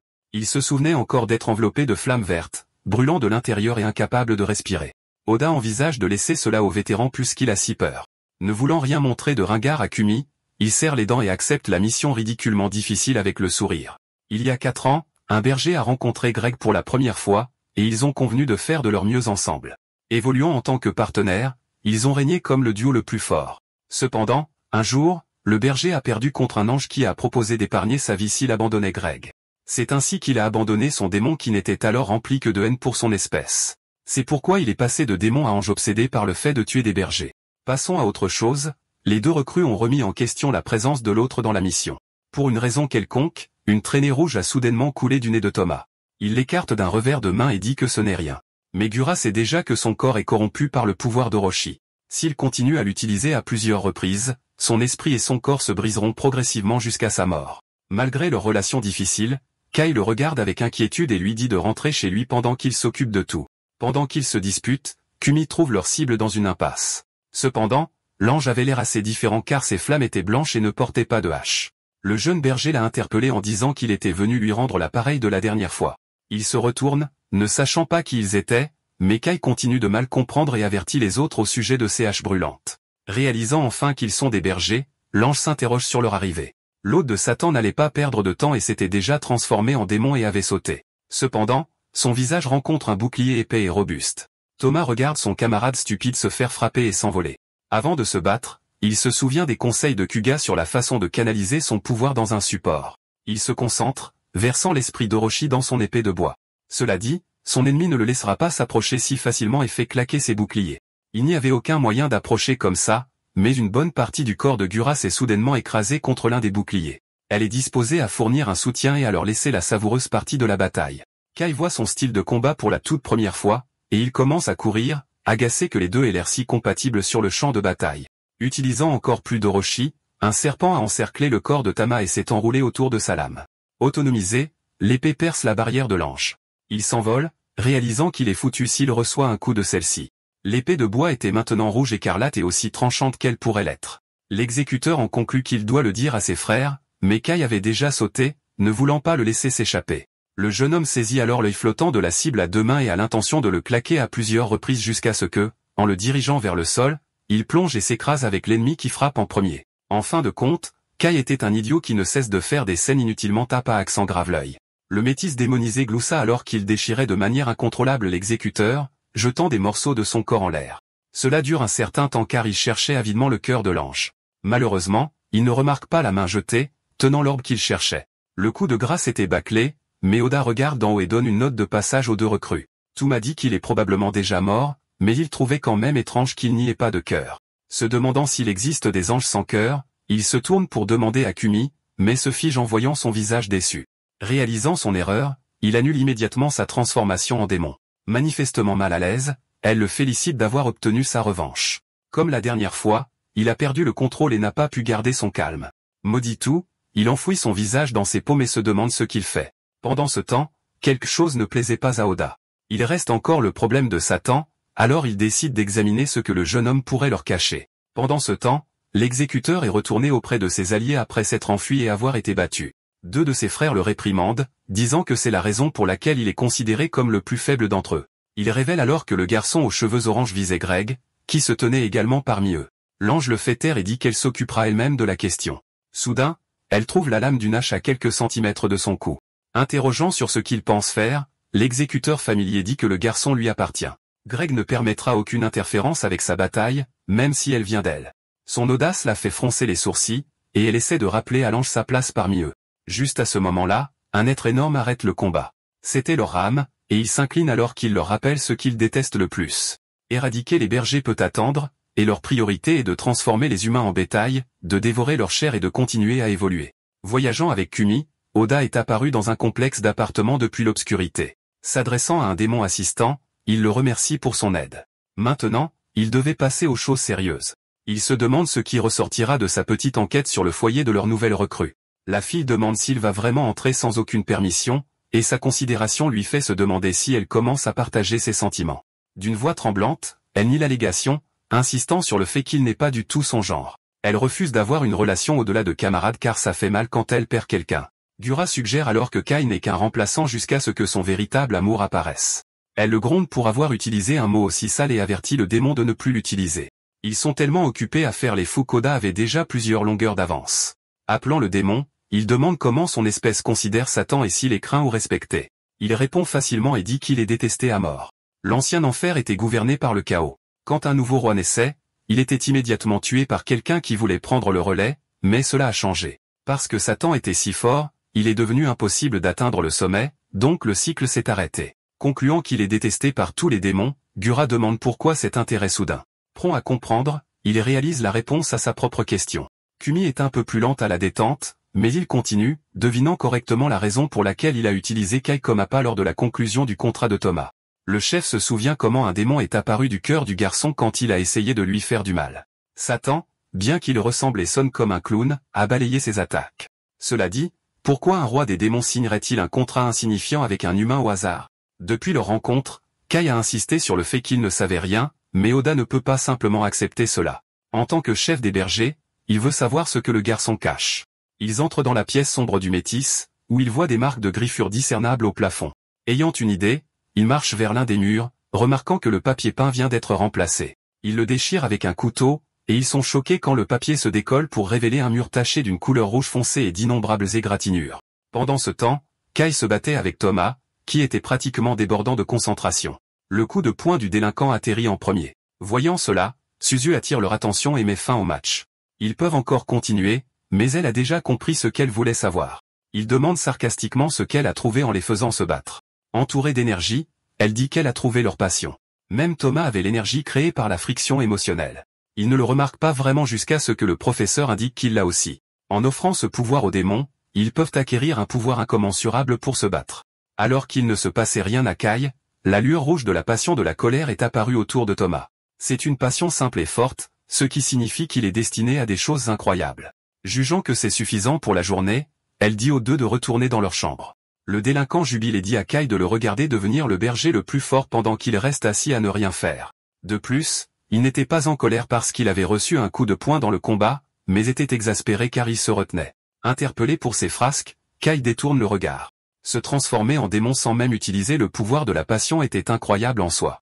Suzu lui dit de ne pas se sentir déprimé juste parce qu'un père le devançait. Son problème réel était qu'un ange pourrait être en train de dévorer un humain pendant qu'il s'entraînait. L'instructeur dit que les bergers ne sont pas des héros, ils devraient donc arrêter de porter autant de responsabilités. Même si c'était vrai, il veut toujours devenir un héros comme son père pour leur bien à tous les deux. Il y a des années, il se tenait au sommet des brutes tombées en disant qu'il viendrait sauver Haru. Les yeux larmoyants, le garçon a demandé comment il pouvait faire des choses aussi terribles. Avec des yeux honteux, Kai a dit que les héros de la justice sont autorisés à tout faire. Il était fort, cruel, comme un démon, et son ami voulait être comme lui. Maintenant, il se tenait là sans qu'un démon ne pendiguchie par les mains. L'étudiant crie d'angoisse et admet tout ce dont il l'accuse. Haru suggère ensuite qu'un ange peut manger quelqu'un à plusieurs reprises s'il est guéri à temps. Avec de telles méthodes, ils peuvent créer un système de mouvement perpétuel. Malheureusement, les humains qui reçoivent trop souvent des bénédictions deviennent des apôtres sans vie. Comme cela ressemblait à un jeu destiné à exploiter les règles, il n'a pas pu s'empêcher de sourire. Le jeune homme a l'idée d'utiliser les pions des apôtres pour leur attaque. L'ange pose des questions sur les antagonistes, mais il sait qu'elle le tuera s'il ne lui obéit pas. Entendant sa promesse qu'elle ne mentira pas, Haru met son téléphone derrière son dos. Ils ont l'air différents maintenant, mais lui et Kai semblaient heureux à l'époque. Suzu enseigne à Kai comment développer sa passion en le fouettant de tout son cœur. Le garçon la supplie de le laisser partir et l'accuse de prendre plaisir à soumettre ses camarades à la torture. Le professeur cache son excitation et lui dit qu'il est difficile pour elle de frapper ses camarades et qu'elle le fait avec le cœur lourd. Effrayé par elle, il s'enfuit et elle le poursuit avec son fouet. D'autre part, Kumi discute de l'état de Kai avec Oda. Elle partage que Kai ne peut toujours pas faire ressortir sa passion, mais on le voit débordant d'émotions fortes lorsqu'il sauve un ami. Elle ne pense pas qu'il manque complètement de passion, mais qu'il a juste besoin de quelque chose pour la déclencher. Oda est plongé dans ses pensées alors qu'il regarde les dossiers de personnes disparues avec Haru qui s'avère être l'un d'eux, y compris la brute, Eguchi. Il lui donne ensuite un téléphone et lui dit de le rendre à Kai. Elle est confuse au sujet du téléphone car ce n'était pas dans leur plan, et elle le collectait pour que les informations de la colonie ne fuient pas. Elle se demande à quoi il a bien pu penser puisqu'il lui a également demandé de ne parler de la chambre de Kai à personne. Avant de partir, il lui dit qu'il a une autre faveur à lui demander. Dans un flashback, le jeune Kai était ignoré par sa mère. Affamé, il est sorti de la maison et s'est assis sur un banc à l'intérieur d'un parc. Alors qu'il endurait sa faim, le jeune Haru s'est approché de lui et lui a proposé de traîner ensemble. L'enfant à lunettes pensait qu'il était toujours seul, alors il s'est dit qu'il serait seul. Il a presque ignoré l'enfant et a pris une bouchée de ses boulettes de boue. Le voir littéralement manger de la boue a effrayé Haru, alors il l'a invité chez lui pour prendre un bon repas copieux. En entendant parler de nourriture, Kai a accepté avec enthousiasme d'aller chez lui, et c'est ainsi que les deux sont devenus amis. De retour dans le présent, Kai est assis à l'intérieur d'une piscine inutilisée et pense à son ami lorsque Kumi arrive et lui rend son téléphone. Le garçon se demande s'il est autorisé à l'utiliser maintenant et remarque que les gens l'évitent depuis hier. Il pense que c'est peut-être parce qu'il n'est pas assez passionné et que c'est pourquoi les gens s'énervent contre lui. Il pousse un soupir de frustration. Rien ne va bien dans sa vie, et il se sent à nouveau seul après si longtemps. Son estomac grogne alors, se plaignant que la nourriture dans leur quartier général est toujours si petite. Il envoie un message à Haru et l'invite à un repas. Instantanément, son message est marqué comme lu. Après un certain temps, Thomas arrive à la piscine et cherche Kai pour qu'il lui apprenne à trouver le noyau de l'ange, mais le garçon est introuvable. Ailleurs, Kai rencontre avec enthousiasme Haru car cela fait une semaine qu'ils se sont vus pour la dernière fois. Son ami est heureux de le voir sain et sauf et lui demande où il a séjourné pendant tout ce temps. Il informe Haru que beaucoup de choses se sont passées depuis leur dernière rencontre et qu'il a failli mourir. Cependant, il ne peut rien dire de plus car c'est la règle et ce sont des informations sensibles. Au lieu de cela, il demande à son ami de lui parler de sa vie à l'école, à la maison et autres pendant qu'il mange pour se rattraper. Haru lui demande s'il se souvient de l'époque où ils vivaient ensemble, ajoutant que sa mère parle souvent encore de cette époque et qu'elle le compare souvent à un enfant fort comme Kai. Il en a marre d'être toujours comparé à lui. Il affirme que pendant longtemps, ils n'étaient que des amis parce qu'il voulait juste évacuer ses impulsions violentes à l'intérieur tout en le défendant des brutes et en déguisant son motif en le protégeant et en étant un bon ami. Kai est plein de confusion que son ami agisse bizarrement. Haru lui révèle qu'il est du côté de l'ange. Kai ne peut pas croire les absurdités que son ami lui raconte puisqu'il a failli être tué par eux auparavant. Il jure de faire comprendre à son ami qu'il n'est pas raisonnable quand soudain quelqu'un attrape sa jambe et le tire, le prenant au dépourvu. Il se demande quelle est la créature, et Haru explique que l'homme était autrefois un humain qui s'est baigné dans les bénédictions d'un ange. En conséquence, l'homme devient un zombie vivant. Regardant l'ange à côté de son ami, il dirige sa colère vers elle et jure de l'écraser. L'ange lui dit qu'elle a conclu un pacte avec Haru que le souhait de son ami de devenir un apôtre se réalisera s'il mange un Gucci et Ino, qui l'intimidait auparavant. Le garçon accepte, voulant devenir un apôtre.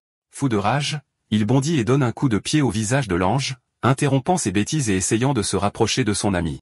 Il vérifie l'oreille d'Haru et découvre que la blessure est totalement guérie et qu'il a reçu plus de bénédictions. Il l'éloigne de l'ange en essayant de s'échapper avec lui. Il demande à son ami de se faufiler pendant qu'il ouvre le chemin. Cependant, il est choqué de voir que les gens devant eux se transforment soudainement en monstres. L'ange lui dit qu'il ne croit que ce qu'il veut croire et qu'il est aveuglé par son propre ego de démon. Un apôtre à côté de l'ange se jette sur lui et tente d'attaquer, mais il parvient à attraper le monstre. Haru lui dit de l'assommer avec un coup de poing comme il le fait toujours, ce qui l'offense. Cependant, il se rend compte que l'homme en face de lui n'est autre qu'Higuchi. Le garçon demande pardon sans réfléchir. Kai regarde son ami avec des yeux accusateurs, demandant ce qu'il est devenu et s'il est le même ami qu'il connaissait. À sa grande surprise, l'ange transperce Higuchi à travers la tête, visant à l'empaler également. L'arme perce son crâne, mais il se transforme en son ego démoniaque, empêchant l'ange de le poignarder davantage. Il se jette ensuite sur l'ange, la blessant d'un seul coup et lui coupant le bras. Essayant de le distraire, elle tente de blesser Haru, mais il l'arrête avant qu'elle ne puisse entrer en contact. Il se moque de l'ange pour avoir utilisé des tactiques sales pour gagner, car elle abandonne maintenant Haru après l'avoir utilisé pour l'atteindre. Elle admet qu'elle est plus faible que Greg, donc elle ne fait pas le poids face à Kai. À cause de cela, elle jouera intelligemment et rusée jusqu'à ce qu'elle survive et gagne. Elle fait ses adieux à Haru et reprend son arme divine à Kai. Haru regarde son ami avec de grands yeux. En le regardant, il se souvient comment Kai avait l'habitude de le protéger même quand ils étaient enfants. Il était toujours si heureux, insouciant et si fort. Il a demandé au garçon de l'aider à s'entraîner, et son nouvel ami a accepté. Il a partagé qu'il était le meilleur coureur du district, et pour maintenir cette gloire, il s'entraînait quotidiennement. Kai le trouvait incroyable et admirable parce qu'il avait quelque chose qu'il aimait faire. Haru lui a dit que voir son travail acharné porter ses fruits lui apportait tellement de joie et que cela lui donnait un but. En entendant cela, l'enfant lui a dit de lui apprendre à courir aussi. Il a répondu que si Kai le battait aux 50 mètres, il l'aiderait à entrer dans l'équipe d'athlétisme. Le lendemain, une fille de l'équipe a raconté à Hitomi que le nouveau membre de leur équipe avait battu Haru à la course et avait couru en moins de 6 secondes, un record plutôt impressionnant. Elle est soudainement devenue curieuse de savoir qui pouvait être ce garçon. Pendant ce temps, Haru regardait Kai rire avec ses amis de l'équipe. Soudain, Hitomi s'est approché et lui a demandé de lui présenter Kai, avouant qu'elle avait un faible pour son ami. Alors qu'il faisait ses devoirs à la maison, sa mère lui a suggéré d'arrêter l'entraînement puisqu'il ne s'était pas encore amélioré. Haru a refusé d'arrêter, déclarant que s'il continuait à s'entraîner, il y aurait des améliorations dans ses résultats. Cependant, sa mère a insisté pour qu'il arrête puisqu'il n'avait pas de talent. Elle a ensuite vérifié Kai, ce qui a alimenté la colère d'Haru. Il y a longtemps que son aversion pour son ami a commencé. Kai lui avait tout pris et il le détestait pour ça. À présent, quand Kai regarde son ami, il est tellement choqué de voir qu'il est déjà mort. L'ange remercie son camarade de l'avoir sauvé. L'autre créature demande si elle peut manger Kai maintenant, mais l'ange lui dit que ce n'est pas encore fini. Pendant ce temps, Kai pleure son ami tombé. Il hurle d'agonie, le cœur complètement brisé. Les deux anges prévoient d'utiliser les apôtres qu'ils ont en stock comme bouclier, sachant que leur ennemi ne peut pas blesser les humains. Mais comme un éclair, Kai attaque l'autre ange et le met en pièces, laissant son partenaire horrifié. Kai rugit, incapable de se contrôler plus longtemps, entièrement consumé par le chagrin. Du haut d'un immeuble, Kumi et Gura regardent le déroulement du combat. Le démon du contrat la pousse à arrêter Kai avant qu'il ne devienne complètement incontrôlable, l'avertissant qu'il détruira tout s'il n'est pas maîtrisé. Kumi hésite, se souvenant de la faveur d'Oda plutôt de garder un œil sur Kai, mais de ne jamais intervenir quoi qu'il arrive. De retour dans la bataille, Kai attaque l'ange avec l'intention de l'anéantir, quel qu'en soit le prix. Elle invoque un autre ange, mais il le tranche proprement en deux. Elle le trouve pitoyable, réalisant que le même garçon qui hésitait autrefois à blesser les apôtres tue maintenant sans réfléchir. Toujours en deuil de son ami, le démon lui reproche ce qu'il est devenu. L'attrapant par le cou, il lui donne le choix, tout perdre et redémarrer en tant qu'ange sans nom ou utiliser sa bénédiction pour guérir Haru et il lui épargnera la vie. L'ange sait qu'elle ne devrait jamais conclure d'accord avec le berger, mais tout ce qu'elle veut maintenant, c'est survivre. Rassemblant ses forces restantes, elle utilise son pouvoir pour guérir Haru, le ramenant à la vie. L'effort la fait presque s'effondrer, mais même alors, le garçon reste insensible. Elle rit faiblement, disant à Kai qu'elle ne peut pas guérir une âme. Voyant son ami immobile, Kai est submergé d'une douleur insupportable. Il supplie Haru d'ouvrir les yeux et désespéré de s'excuser parce que c'est quelque chose qu'il n'a jamais eu la chance de faire. Juste à ce moment-là, un autre ange apparaît et essaie de le frapper par derrière, mais Kumi arrive juste à temps pour protéger le garçon en deuil. Dura informe son maître qu'il n'a plus de munitions et qu'il a besoin de plus de passion pour continuer à se battre. Kumi lui accorde plus de fureur, rechargeant sa force. Elle gronde Kai pour s'être faufilé hors de la cachette sans permission et le pousse à rentrer chez lui. Mais Kai plaide pour avoir plus de temps, espérant que Haru se réveillera et lui parlera à nouveau. Des larmes coulent sur son visage alors qu'il reprend sa forme humaine, suppliant son ami de revenir. Le voyant si brisé, Kumi serre le poing et lui accorde 5 minutes de plus. Pendant ce temps, les sauveteurs arrivent sur les lieux. Ils signalent qu'il n'y a pas de victimes confirmées jusqu'à présent. Déployant des drones pour accélérer la recherche, ils sont stupéfaits de trouver des traces de fluide de mort angélique sur le sol. Puis ils repèrent le corps d'Haru gisant à proximité. Vérifiant son pouls, ils annoncent que le garçon est déjà mort. Ne trouvant aucune blessure externe, ils en concluent qu'il a dû mourir d'une intoxication au monoxyde de carbone. Mais quand l'un d'eux remarque une bosse inhabituelle sur sa main, il se fiche d'incrédulité alors que le garçon reprend soudainement son souffle et ouvre les yeux en cherchant Kai.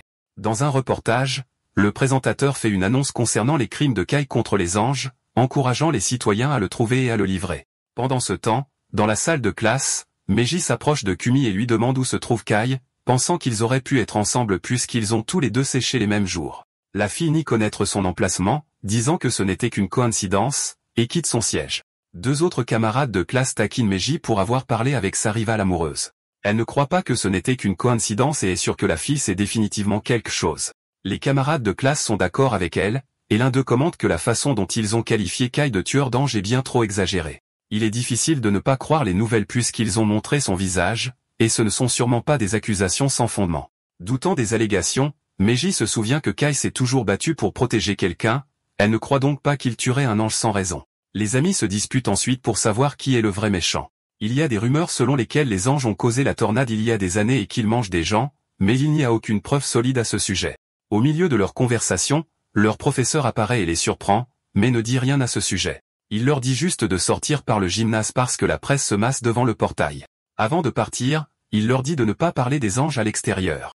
Les étudiants sont choqués de voir à quel point le professeur est calme par rapport à ce qu'il a entendu. Cela fait penser à Meggy qu'il sait peut-être quelque chose sur l'affaire. Plus tard, elle s'affale sur son bureau, pensant aux événements récents, lorsque sa porte s'ouvre légèrement, révélant sa grand-mère. Elle est choquée de voir la vieille femme, se souvenant qu'elle doit subir une opération demain et qu'elle devrait être à l'hôpital maintenant. La grand-mère révèle qu'elle a été bénie par un ange et que cela a guéri son cancer. Son médecin lui a dit qu'elle pouvait rentrer chez elle après avoir confirmé qu'elle était guérie. Meiji demande si sa grand-mère n'a pas peur des conséquences puisqu'ils ne connaissent pas pleinement les pouvoirs des anges. La vieille femme lui assure que les anges sont bons et qu'ils sont de leur côté.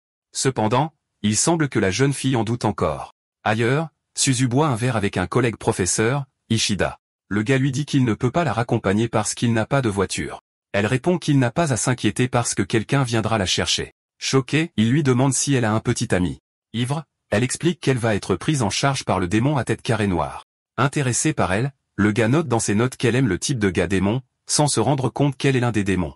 Son téléphone émet alors un signal sonore, indiquant que la loi martiale est en vigueur. Elle est sûre que les plans d'Otis sont toujours en place. Pendant ce temps, les autorités interrogent la mère d'Haru sur ses allées et venues, car les traces de sang sur les lieux du crime sont confirmées comme étant les siennes.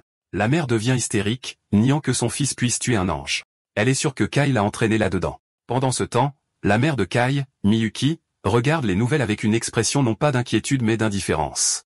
Elle sort ses armes quand soudain quelqu'un sonne à sa porte, annonçant qu'il s'agit d'une livraison. Dehors, un homme déguisé en livreur, ainsi que son groupe de voyous, attendent qu'elle ouvre la porte.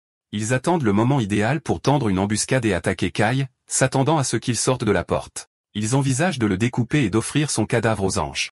Avec un regard vicieux sur son visage, Miyuki ouvre la porte, faisant entrer les voyous dans la maison. Elle sort alors son arme et leur tire dessus. Une femme est tellement détendue qu'elle tape sur son ordinateur portable sans le regarder et est allongée. L'écran capte son attention lorsqu'elle voit un enregistrement vidéo en direct de quelqu'un près d'un immeuble. La vidéo montre ensuite un jeune homme se filmant alors qu'il rapporte que des fanatiques d'anges ont retrouvé la mère de Kai et où elle habite et sont sur le point de procéder à une exécution justicière. Pendant ce temps, Kai est dans sa chambre, se lamentant encore sur ce qui est arrivé à Haru. Un portail sombre apparaît sur son plafond.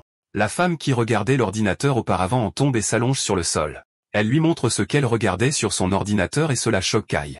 Pendant ce temps, Miyuki, la mère de Kai, a déjà tué 2 des personnes qui ont envahi son appartement. Elle en tue un autre, mais le dernier parvient à éviter un tir et la frappe pour la désarmer.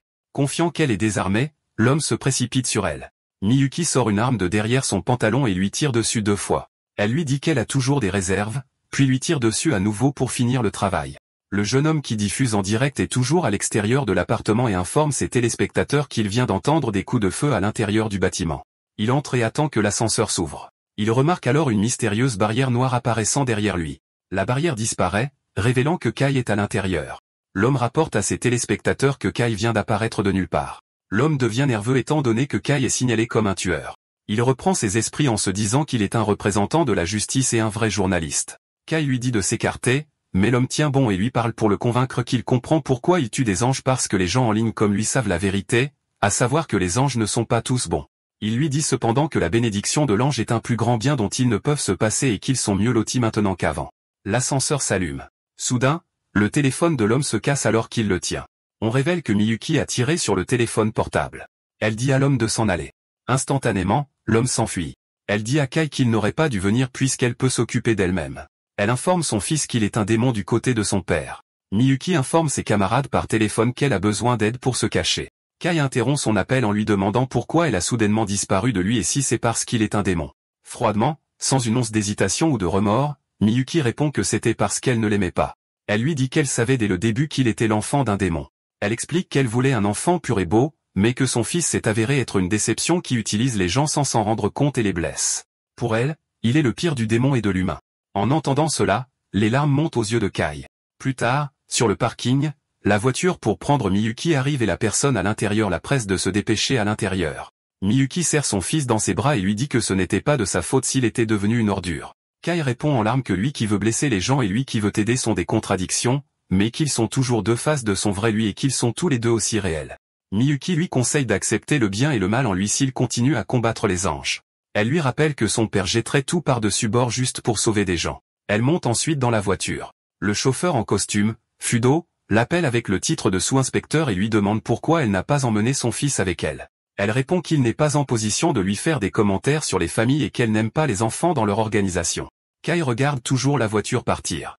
Il déteste que sa mère l'ait traité d'ordure, mais la remercie quand même pour ses conseils. Il dit à Satan qu'il sait qu'il écoute, alors le démon apparaît avec son attitude habituelle, enjouée et provocante. Le démon voit dans les yeux de Kai qu'il a quelque chose en tête. Kai lui dit qu'il a décidé de renoncer à son humanité et de devenir un vrai démon. Ailleurs, le garçon de tout à l'heure est acculé par un ange. La créature lui dit de révéler où se trouve Kai et il sera épargné. Pendant ce temps, Satan est impressionné qu'il soit prêt à mettre de côté son humanité maintenant, alors qu'avant il essayait d'y résister autant qu'il le pouvait. Kai réalise que s'il n'agit pas maintenant et reste indécis, il continuera de perdre ce qui est important pour lui. Déterminé, il ajoute qu'il préférerait se perdre lui-même plutôt que de perdre les personnes importantes dans sa vie. Juste à ce moment-là, l'ange apparaît et attaque Kai, lui donnant un coup de pied puissant. Il se moque de lui, disant qu'il a oublié d'écraser son noyau et que maintenant il va l'anéantir. Alors qu'il avance vers le garçon en utilisant ses griffes acérées, le garçon contre facilement l'attaque et saisit sa griffe. Il la retire et l'utilise pour poignarder le noyau de l'ange, essayant de mettre fin à son existence en un instant. L'ange essaie de l'arrêter, mais Satan l'attaque à la place, disant qu'il ne devrait pas perturber l'éclosion. Il dit à Kai de libérer sa passion, de ne pas se retenir et de laisser son cœur être souillé. Cela brisera ses chaînes et libérera son moi démoniaque. Avec cela, le garçon saisit l'arme avec une passion déterminée, rejetant toute son humanité. Satan exprime son enthousiasme après l'avoir vu assassiner un ange dans sa forme finale, car cela le fait ressembler davantage à un démon. Kai n'apprécie pas ses éloges et lui dit qu'il a appelé le démon là pour demander quelque chose. Cela le dérange que Satan soit resté à ses côtés tout ce temps alors qu'ils n'ont pas de contrat. Le démon répond que c'est parce qu'il aime le gamin. Kai rejette sa déclaration et demande si tout cela est à cause de son père. Satan refuse de lui dire la raison car c'est un secret qu'il a l'intention de garder pour l'instant.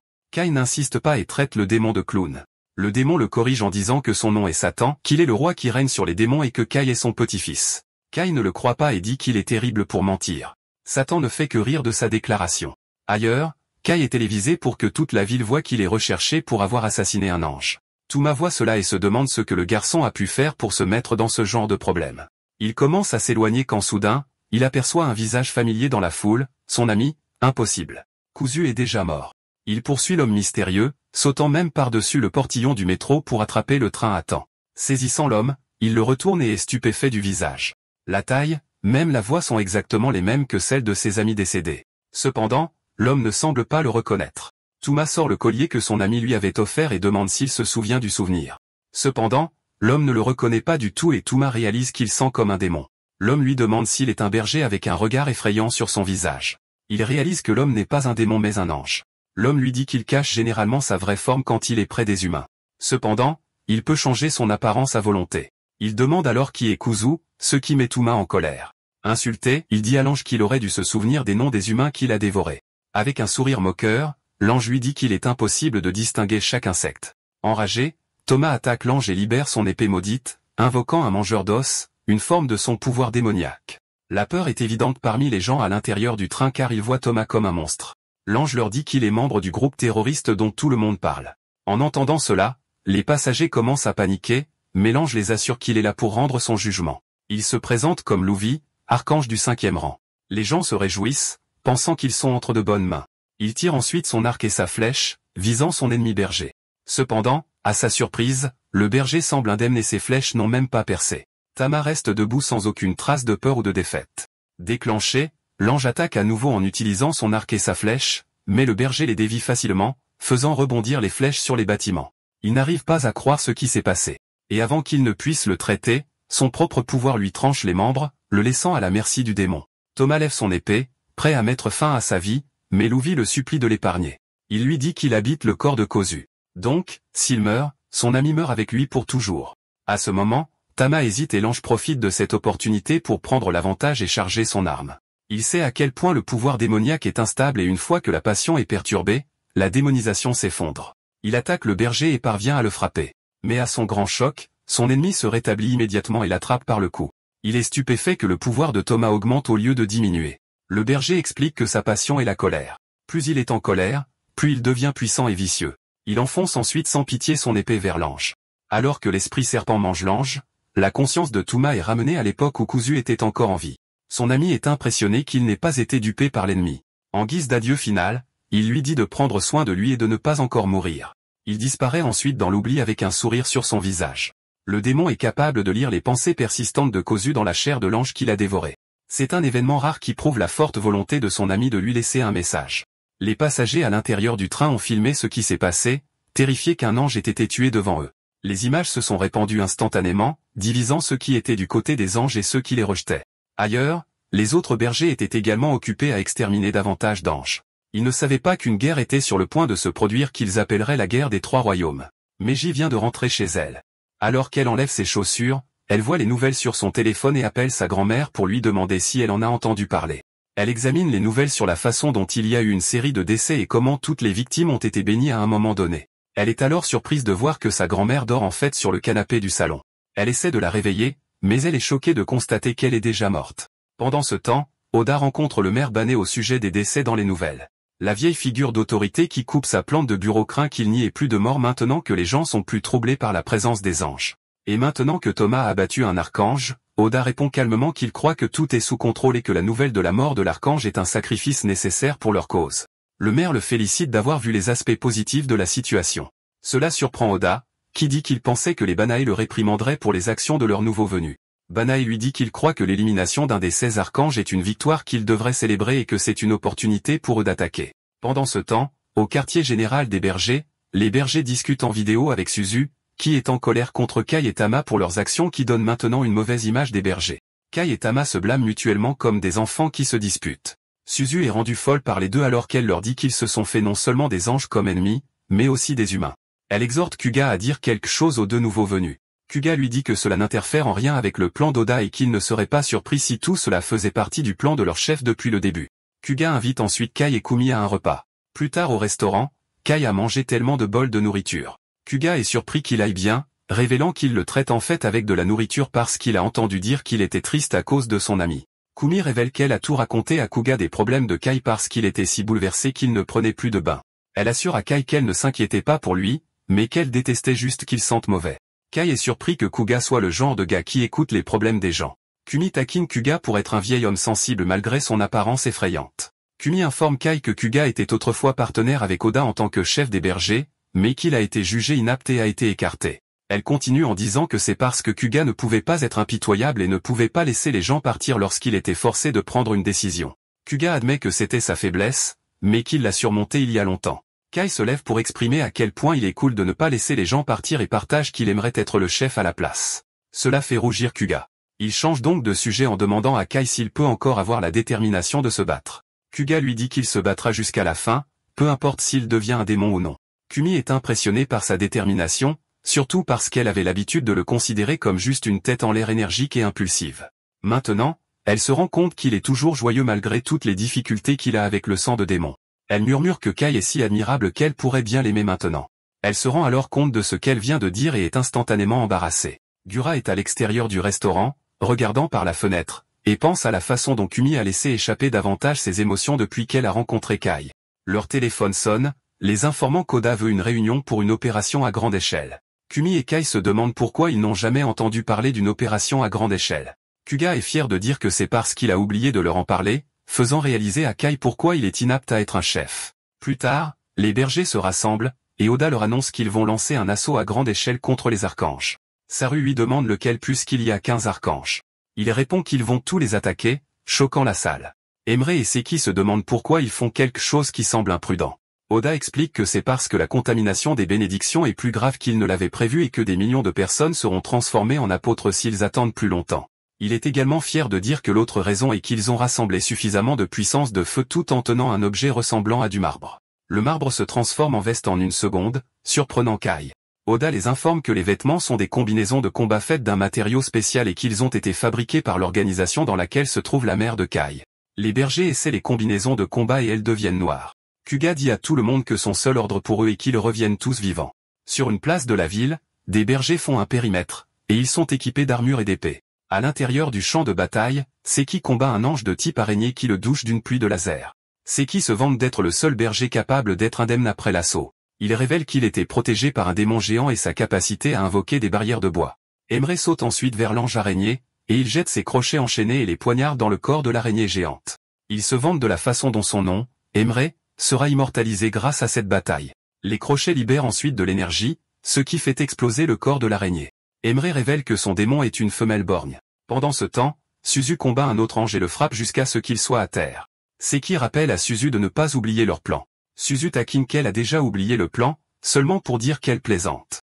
Elle revoit que la première étape consiste à attaquer le territoire de l'archange et à éliminer autant de petits anges que possible dans le processus. La deuxième étape consiste pour les trois à combattre l'archange une fois qu'ils sont appâtés. Ailleurs, sur le toit d'un bâtiment, Kai, Natsu et Thomas viennent de vaincre un ange à grosse tête. Natsu rappelle à tout le monde de ne pas se donner à fond pour l'instant, afin qu'ils aient la force d'affronter les archanges.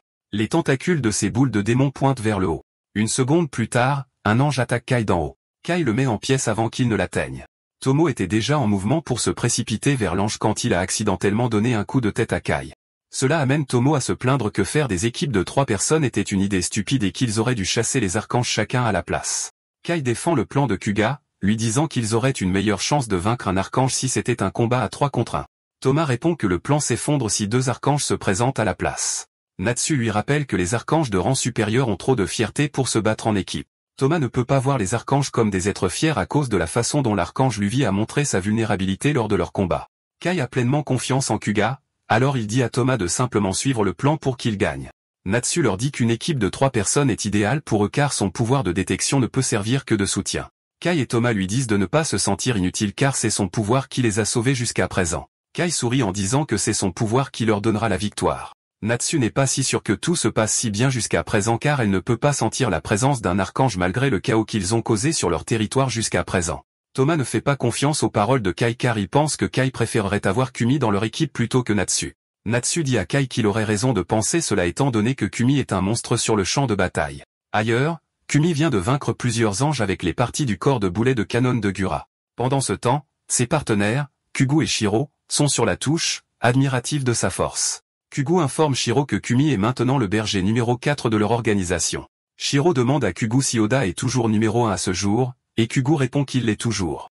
Cela fait s'exclamer Shiro qu'il veut être aussi fort qu'Oda un jour. Kugu lui demande s'il pense que la bataille est nécessaire.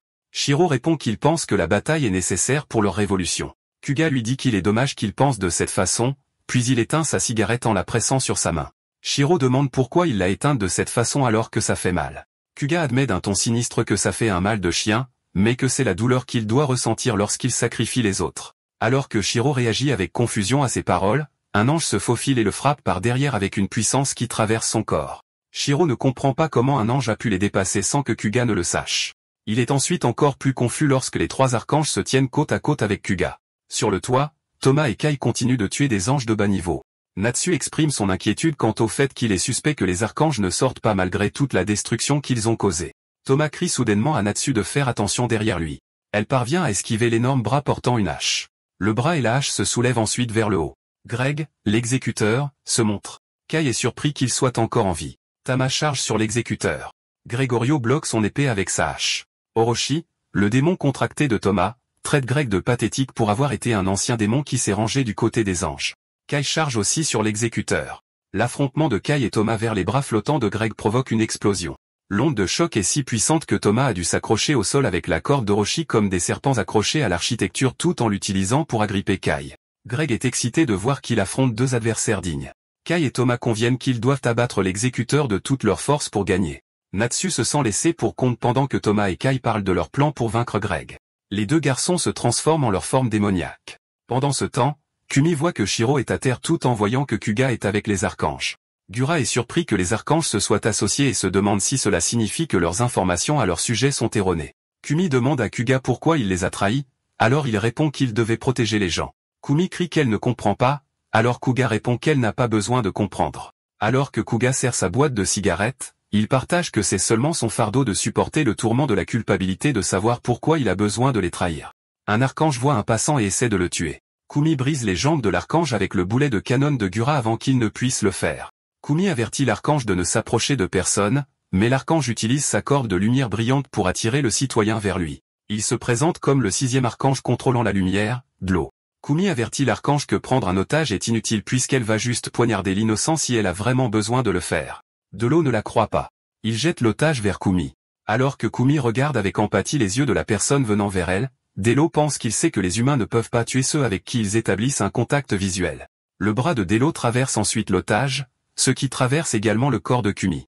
Alors que la jeune fille gît blessée sur le sol, elle repense à son enfance lorsqu'elle regardait une série de Magical Girl à la télévision. Elle aimait tellement la Magical Girl qu'elle a dit joyeusement à son ours en peluche, Kuma-chan, qu'elle laisserait pousser ses cheveux et qu'elle serait comme la Magical Girl un jour. Sa mère a instantanément éteint la télévision et lui a dit d'arrêter de regarder des émissions faites par des hommes stupides. Kumi n'a pas pu lui tenir tête quand elle a dit qu'elle était désolée. C'était la première fois qu'elle pensait qu'elle ne serait jamais comme sa mère. Plus tard, Kumi allait à l'école avec son ami, et son ami lui a donné une épingle à cheveux de Magical Girl. Elle l'aimait tellement qu'elle a dit qu'elle la chérirait toujours. Plus tard, alors qu'elle rentrait chez elle, elle a pensé qu'elle devrait cacher l'épingle à cheveux à sa mère. Sa mère l'attendait pour lui donner l'épingle à cheveux que l'enseignante avait averti que sa fille avait reçue. La jeune fille la lui a donnée à contre-cœur. La mère lui a dit que c'était pour son propre bien afin que les gens ne pensent pas qu'elle était une femme mignonne. La petite Kumi a pleuré. Elle savait que sa mère était comme ça parce que son père avait été volé par une femme mignonne. Plus tard, elle a fait semblant de parler à son ours en peluche, Kumi, et lui a raconté à quel point elle était triste que son trésor ait disparu. Kuma lui a assuré qu'elle pouvait simplement regarder dans la poubelle. Plus tard, Kumi a fouillé dans la poubelle et a été ravie de trouver l'épingle à cheveux. La mère a vu ce qu'elle faisait. Le lendemain matin, Kumi avait une ecchymose sur la joue et Kumi-chan était en morceaux dans un sac.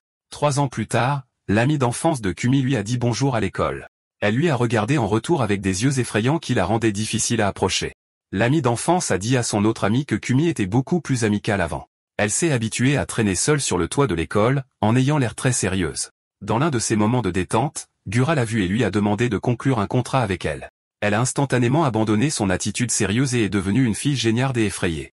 Gura s'est présentée comme un démon. La nouvelle qu'ils étaient des démons était trop forte pour la jeune fille, alors elle a couru. Elle s'est arrêtée lorsque Gura lui a offert d'être elle-même tout le temps si elle concluait un contrat avec eux.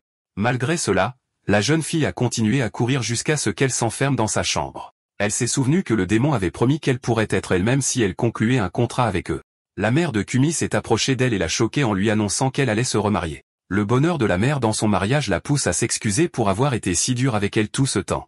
Ces excuses ont fait crier Kumi à sa mère pour toute la douleur qu'elle lui avait causée, y compris la façon dont elle avait perdu Kumi-chan. Kumi l'a accusé de ne jamais se soucier de personne d'autre qu'elle-même et lui a dit que c'était la raison pour laquelle papa l'avait quitté. Ces mots ont tellement blessé que la mère l'a poignardé avec le couteau de cuisine qu'elle tenait. Alors que sa fille gît sur le sol, mourante, la mère s'enfuit d'elle. Kumi n'a pas été surprise en pleurant. Gura est alors apparu à nouveau et lui a dit de la laisser dévorer sa colère refoulée au lieu de la laisser se perdre avec sa mort. De retour dans le présent, Kuga réprimande Delo pour avoir blessé Kumi alors qu'il lui avait dit qu'il avait besoin d'elle vivante. L'archange qui ressemble à un chevalier dit à Kuga qu'il peut guérir la jeune fille comme si de rien n'était. Soudain, l'archange chevalier explose à cause de l'attaque du boulet de canon de Gura. Toutes les parties du corps de Gura entourent ensuite Kumi comme une barrière. Les parties de Gura disparaissent alors pour révéler une Kumi maintenant joyeuse, agissant et habillée comme la magical girl qu'elle aimait quand elle était enfant. Quelques secondes plus tôt, lorsque Gura s'est entourée de Kumi mourante, Kumi a dit à son démon qu'elle leur donnerait toute sa passion refoulée de honte s'il lui prêtait leur pouvoir. Gura l'a averti que pousser trop de puissance pourrait signifier qu'elle ne pourrait jamais revenir de sa forme de démon. Kumi a répondu que ce n'était pas grave car elle avait l'habitude d'être brisée. À présent, Kumi est dans sa forme de magical girl sombre. Chercher à la démoniser ne fait qu'exciter Delo qui professe que ce sera la première fois qu'il obtiendra le cadavre d'un berger démonisé. Sylph, l'archange du vent, déclare que c'est elle qui dévorera la fille. Les deux archanges acceptent de partager et se préparent à se battre. Sylph utilise le vent pour jeter Kumi vers le ciel. Pendant que Kumi est en l'air, Delo lui lance des véhicules pour qu'elle puisse se faire écraser. La fille est touchée par le véhicule, ce qui rend l'archange confiant qu'elle a été écrasée. Ils sont surpris quand elle en sort indemne. Kumi leur dit joyeusement que c'est maintenant son tour et invoque les parties du corps de boulet de canon de Gura vers les adversaires. Delo les attrape avant qu'ils ne puissent l'atteindre. L'un d'eux frappe la tête de Sylph d'une manière ou d'une autre sans qu'il voie comment. Sa blessure révèle que son noyau est à l'intérieur de sa tête, alors Kumi prévoit de le faire sortir avec sa prochaine attaque. Cela met Sylph en colère qui déchaîne un tourbillon vers son adversaire. Pendant ce temps, un citoyen dans l'un des bâtiments près de la bataille signale à la police avec son téléphone portable que des terroristes et des anges se battent à l'extérieur. L'attaque de Sylph est si puissante qu'elle brise la fenêtre de l'homme qui doit se baisser. L'attaque de Sylph a créé un énorme cratère, et elle est convaincue que Kumi a été réduite en miettes. Elle est surprise quand elle voit Kumi au centre du cratère, l'air indemne. Elle fait un signe de paix mignon en disant aux archanges que les magical girls comme elles sont invincibles. Delo leur lance alors des bâtiments, mais ils se brisent en morceaux avant d'arriver à elle. Tout en brisant également Delo en morceaux, Kumi frappe à nouveau la tête de Sylph avec un boulet de canon qu'elle n'a pas vu venir. Kuga félicite Kumi pour la puissance dont elle a fait preuve et a demandé combien de passion il a fallu pour l'amener à ce niveau. Soudain, Kuga est touché par un boulet de canon. Gura informe Kumi qu'ils n'ont pas réussi à le frapper. Il est révélé que Kuga a en fait attrapé le boulet de canon, et il révèle que sa théorie selon laquelle elle peut les rendre invisibles était correcte. Kumi le félicite d'avoir découvert son secret. Kuga revient sur sa bataille avec les archanges et revoit que c'était le secret pour lequel elle avait l'air de flotter, pourquoi les attaques des anges ne se connectaient pas et pourquoi les anges ne pouvaient pas se défendre contre ces attaques. Kuga estime qu'utiliser les archanges comme appât a bien fonctionné pour lui. Il se souvient de la façon dont les gouttelettes d'eau avaient l'air de flotter contre quelque chose de transparent et de la façon dont il a vu tellement de distorsions dans l'espace. Kuga invoque son démon. Le démon démarre un scintillement rose de feu et l'utilise pour aider Kuga à allumer sa cigarette. Kuga jure alors de capturer Kumi et Gura pour protéger les gens et tuer Oda. Il révèle sa forme de démon blindé. D'accord, c'est la fin de l'histoire. Merci d'avoir regardé. À la prochaine.